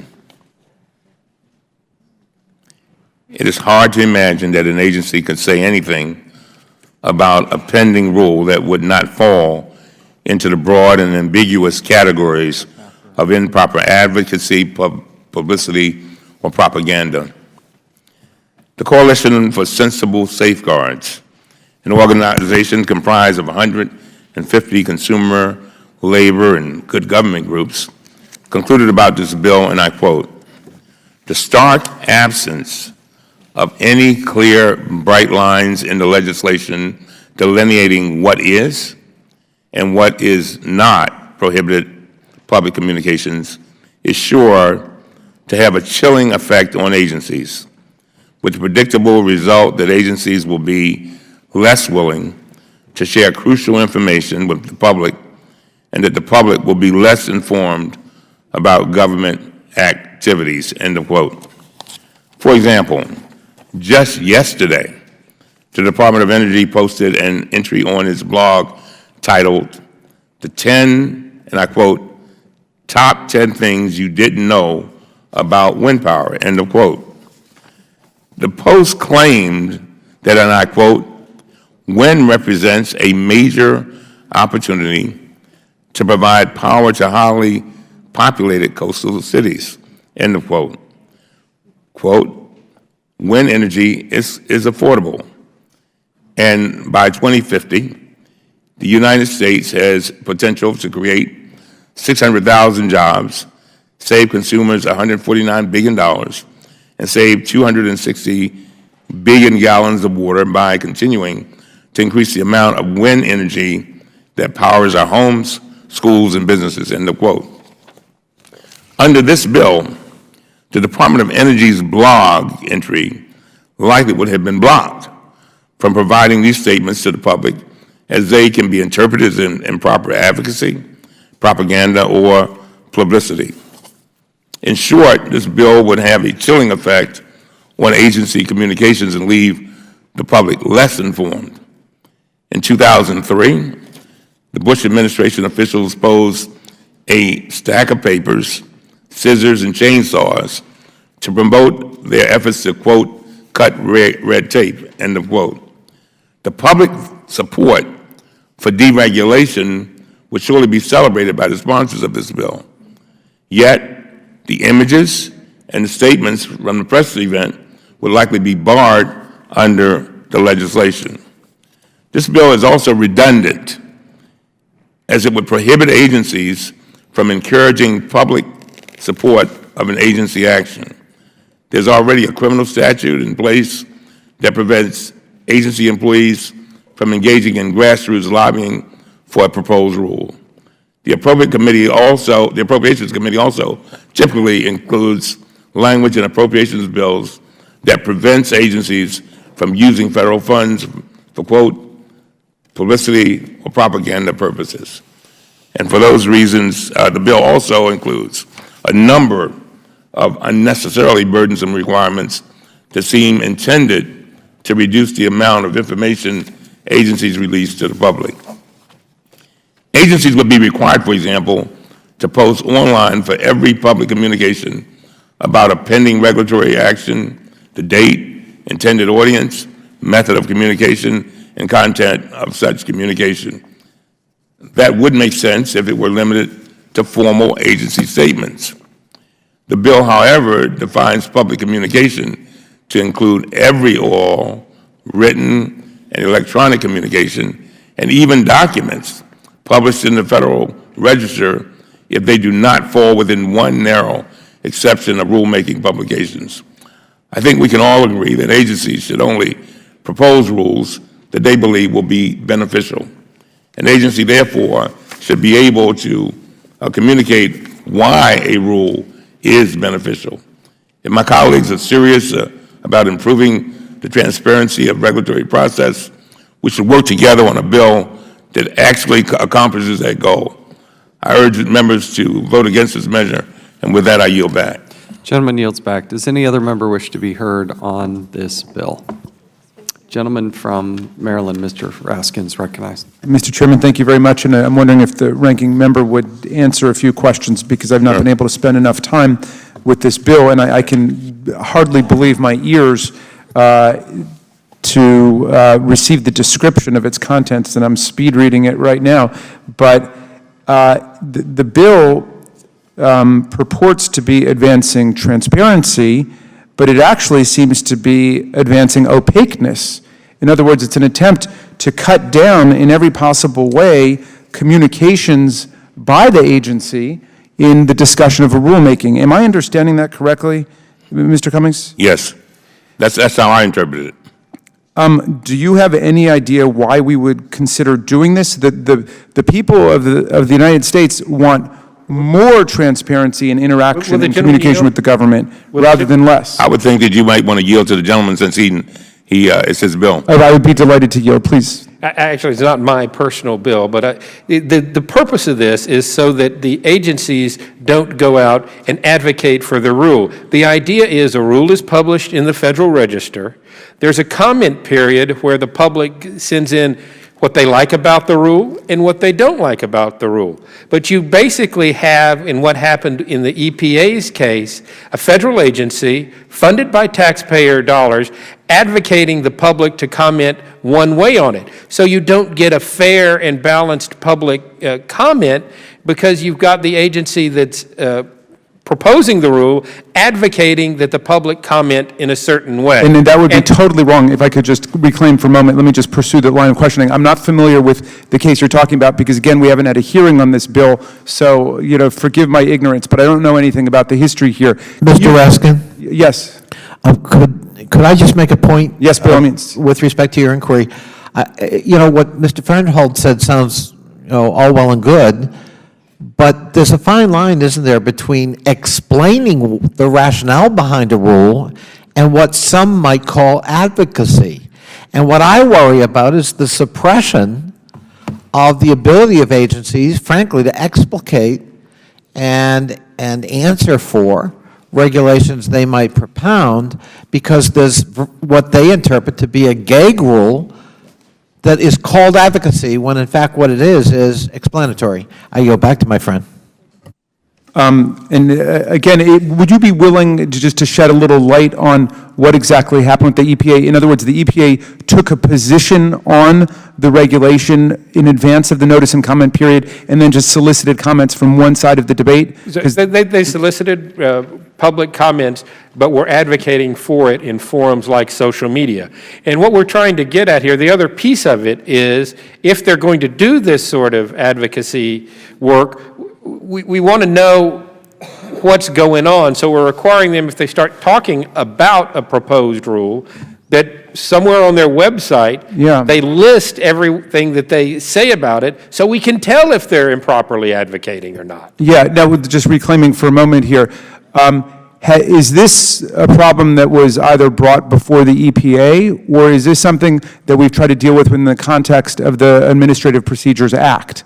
Because it seems like we're taking a sledgehammer to a mosquito here. I don't know what happened in the EPA case, but as you know, the Administrative Procedure Act is a very well-developed body of precedent, rules, and cases, and then suddenly we're coming from the outside and upsetting the entire table.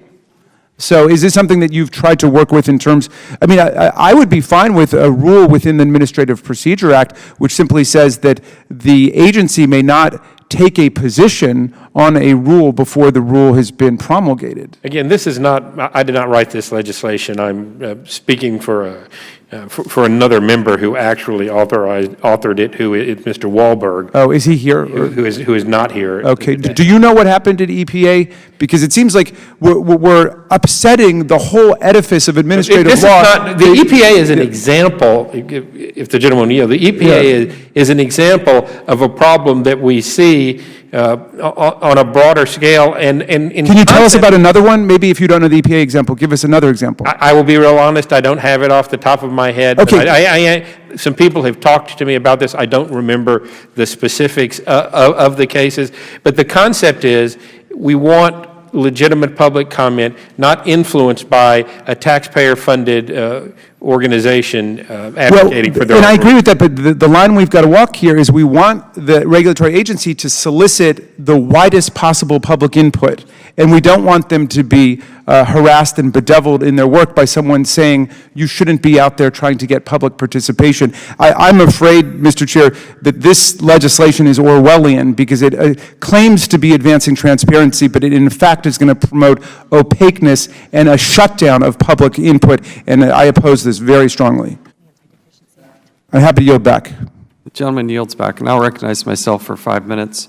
I would point anybody who's interested, and certainly the gentleman from Maryland, to the WOTUS report that we put out on October 27th of last year, a very extensive analysis. I'd also point the gentleman to what the GAO determined was an overstep, at the very least. I'm being very generous and kind in how I do that, but look at the GAO analysis of this as well. You'll see that they also felt that there was, particularly on the WOTUS situation, very much an overstep. I would also remind everybody that under this bill, agencies are required to tell the public whether they are considering alternatives or soliciting feedback during this proposed rule stage. And the legislation also requires that agencies publicly post all communications surrounding the pending regulatory actions. It sounds like most members on both sides of the aisle would also support that as well. This is a bill that Mr. Wahlberg, Mr. Farenthold, Meadows, Carter, Gosar, Newhouse have co-sponsored. It is something we addressed in the last Congress, and duly noted about, we do have new members who have not had hearings, and I hear you on that as well. With that, I yield back. Does any other member wish to be heard on this bill? Hearing none. Mr. Cartwright. Oh, Mr. Cartwright, sorry. Mr. Cartwright, welcome back. Thank you for that kind welcome, Mr. Chairman. It's good to be back. I want to weigh in on this a little bit, and I want to give Mr. Farenthold, if I can, a chance to answer questions, if he can, recognizing it was Mr. Wahlberg's bill. The question I have, and any time somebody brings up something that will restrict the ability of anybody to talk or anybody to express a viewpoint or anybody to advocate, it just it rubs me the wrong way because we have such a proud tradition here in our nation of free speech and the ability of anybody to advocate for any position, no matter how reprehensible it might be. And so when I hear something about a restriction on somebody from advocating for something, I exercise what we might call strict scrutiny on that. And I ask, and I want to yield to my colleague, Mr. Farenthold, isn't the point of using social media to have a back and forth? It's not just advocacy, it's not just speech making, it is, these things are interactive. That's kind of the beauty of social media, that you can posit something and give people a chance to comment and ask questions. What's wrong with that? As someone who's worked in the media since I was 15 years old and a computer consultant, early adopter of social media, I agree with you 100%. We don't want to restrict any individual ability to advocate for anything. But what we're talking about in this instance is a government agency funded by taxpayers' hard-earned dollars that has proposed a regulation that, in theory, they're supposed to be soliciting unbiased input from the public, but instead they're spending our tax dollars putting their fingers on one side of the scale and advocating for a rule that they are proposing rather than trying to get objective comment. So that would kind of be like, the judge advocating for one side of a case. Well, because they're supposed to judge in their proposed rulemaking the public comment. So it's entirely inappropriate for them to be advocating. And I quite frankly don't want my taxpayer dollars spent by a government agency advocating for something that I may disagree with. Well, here's my question. Here in America, everybody understands free speech, and everybody treasures it. And so when anybody, even somebody from the government, even somebody from the Environmental Protection Agency, when anybody says anything, we all feel it's our God-given right. It's certainly our American right to challenge them on it, to get right up in their grill about it. Just look at my Facebook comments. And mine too. Mr. Cartwright, would Mr. Cartwright yield? I will yield. Up here. There you are. Welcome back. I wonder if I could ask Mr. Cartwright a question, Mr. Chairman. Could it be in unintended consequences with a bill like this that, while trying to get at advocacy, what we apparently do is we put masking tape over the mouths of civil servants in explaining the rationale and the logic and the science behind a proposed regulation or policy, because now they have to worry in lawyering up that they may be in violation of a new law. Something might be interpreted as advocacy that heretofore was seen as explication.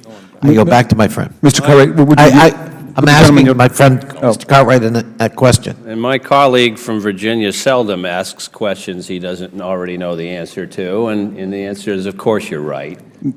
We don't want to prohibit people from explaining things. And I think it would only make sense when, for example, the EPA enacts a new protection or proposes a new protection and puts it out there. They ought to list what the reasons for it are and give the public a chance to say, no, that's nonsense, we shouldn't do this, this is an undue burden on business, whatever it is. My experience is, and I think all of my colleagues know this, that Americans are not shy about expressing disagreement.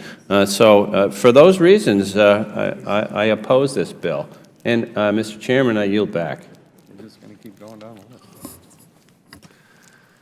Gentleman yields back. Does any other member wish to be heard on the bill? The question is now on adoption. I'm sorry, does any other member have an amendment to the bill?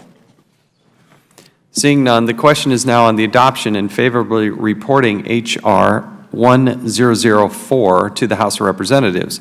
All those in favor signify by saying aye. Aye.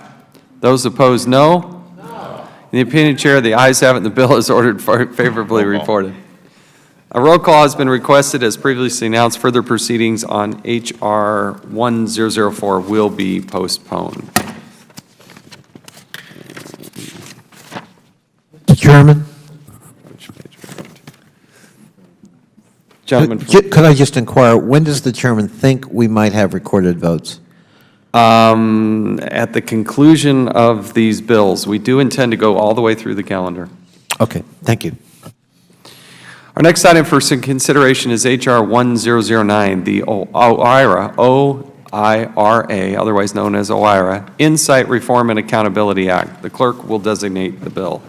H.R. 1009, to amend Title 44 United States Code to require the Administrator of the Office of Information and Regulatory Affairs to review regulations and for other purposes.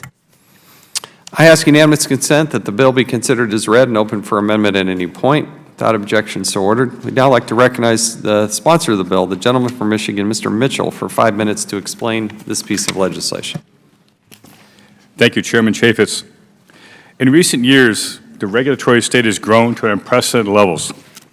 In 2016, 126 new final rules were issued, adding nearly $70 billion burden to the economy. On average, nearly $15,000 is the cost to the average American household.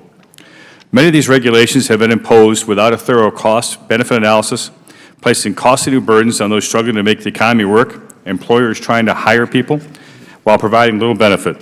What's worse, Americans have had little say in the regulations that impact their lives, as unelected bureaucrats have often exceeded their authority, imposing new regulations that negatively affect families and job creators. It is our responsibility as the people's representatives to protect them from ever-expanding regulatory state. I am proud to introduce the OIRA, Insight Reform and Accountability Act, yes, another acronym, as a major step forward towards bringing accountability back to a bloated government. This legislation will strengthen congressional insight and accountability over the regulatory process by putting the Office of Information and Regulatory Affairs into statute. OIRA can and should be the first line of defense to stop overly burdensome regulations. President Reagan outlined its responsibilities to review agency regulatory action before rule finalization. In 1993, President Clinton issued an executive order outlining the process under which OIRA currently reviews regulations. President Clinton put it well, saying, "The American people deserve a regulatory system that works for them, not against them. A regulatory system that protects and improves their health, safety, environment, and well-being, and improves the performance of the economy without imposing unacceptable or unreasonable costs on society. Regulatory policies that recognize that the private sector and private markets are the best engine for economic growth. Regulatory approaches that respect state, local, and tribal governments, and regulations that are effective, consistent, sensible, and understandable." As you see, this is an issue that transcends partisanship. It is about good governance.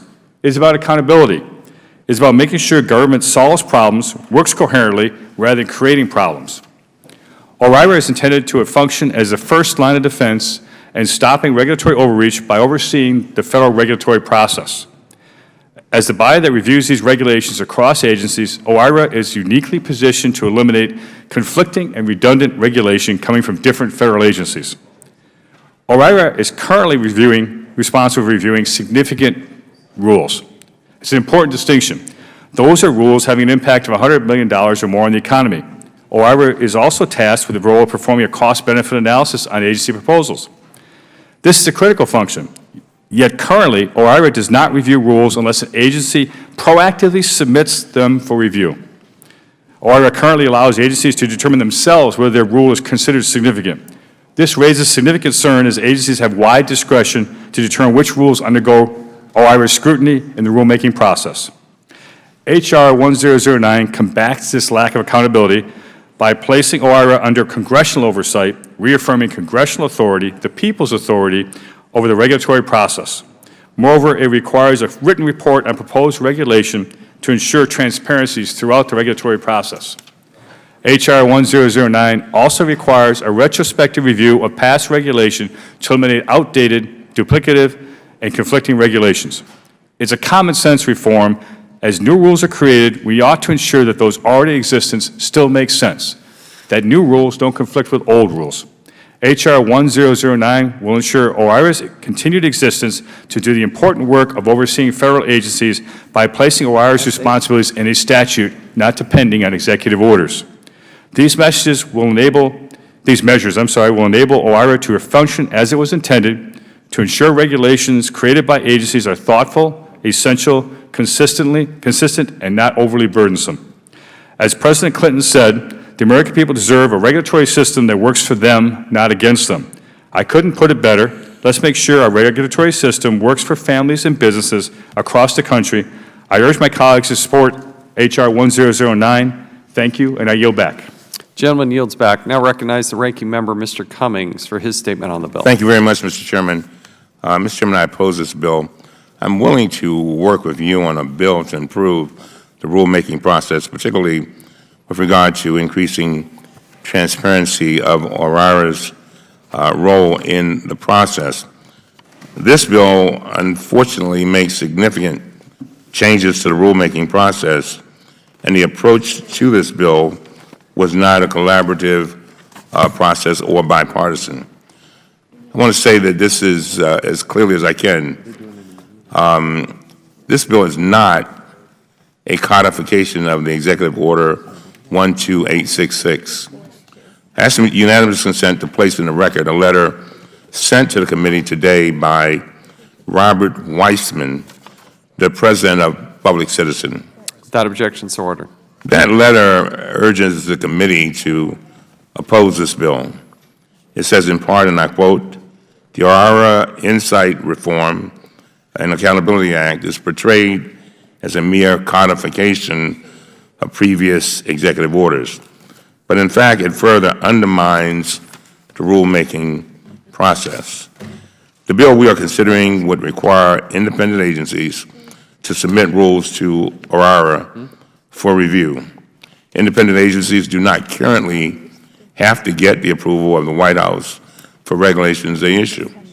Congress designed independent agencies to be just that, independent. This bill would change that. Mr. Chairman, in February 2015, you sent 4 letters to the Chairman of the Federal Communications Commission alleging that the White House had, and I quote, "an improper influence on the FCC's net neutrality plan," and that the FCC, quote, "failed to establish the appearance that this rulemaking is independent, fair, and transparent." The bill we're considering would enshrine in law the very allegation you were concerned about, political interference by the White House with the FCC and other independent agencies. This bill omits critical phrases from Executive Order 12866 that ensures our OIRA reviews do not contradict existing laws. For example, the Executive Order requires agencies to provide the estimated costs and benefits of a rule, quote, "unless prohibited by law," end of quote. The bill we are considering requires agencies, before they issue a significant regulatory action, to submit to our OIRA an assessment of potential costs and benefits of the action. The bill includes no exemption when such information is prohibited. There are a number of laws that prohibit agencies from considering costs when setting public health standards. For example, the Clean Air Act prohibits the consideration of costs when setting national emission standards for hazardous air pollutants. Mr. Chairman, is it your intent to override these existing statutes? The conflict with those existing statutes demonstrates that this bill has not been adequately vetted. This bill also would give OIRA the ability to endlessly hold up rulemaking. The EL 12866, the administrator of OIRA, has 45 days to review the rule, and that period can be extended at one time. Under this bill, OIRA may extend its review, and I quote, for any number of additional 30-day periods upon written request by the administrator or the head of the agency, end of quote. The bill gives the rulemaking agency the ability to deny OIRA requests, but it's unrealistic to think that an agency would actually refuse the White House request to extend the review period. This provision would allow the White House to engage in political interference and hold up an agency's rulemaking indefinitely.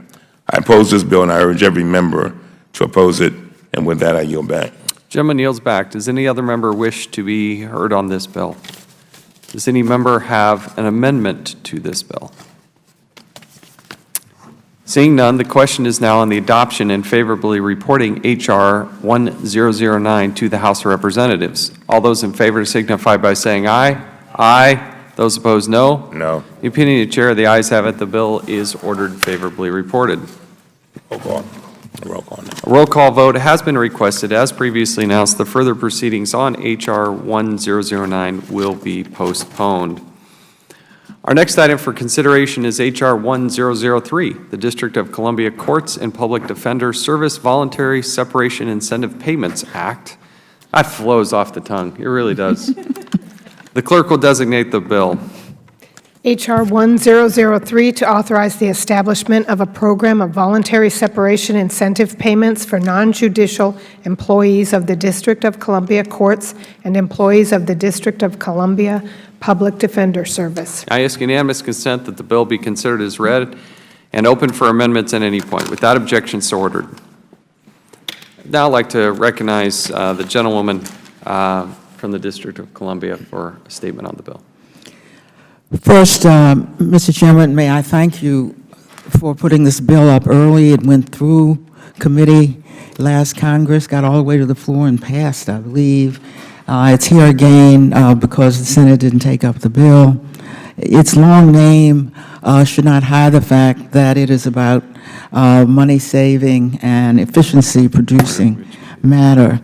I should indicate that although these are D.C. agencies, they are funded by the federal government following an action by the Congress to remove certain state functions from the District of Columbia, which alone carried state functions. This bill essentially brings these two agencies, the public defender and to some extent the courts, into sync with what we already do and have already mandated for other federal agencies. For the courts, which already have buyout authority, all it does is to make that authority permanent, very efficient, because it keeps us from coming back each time. For the court services for the public defender service, essentially it gives that agency buyout authority for the first time.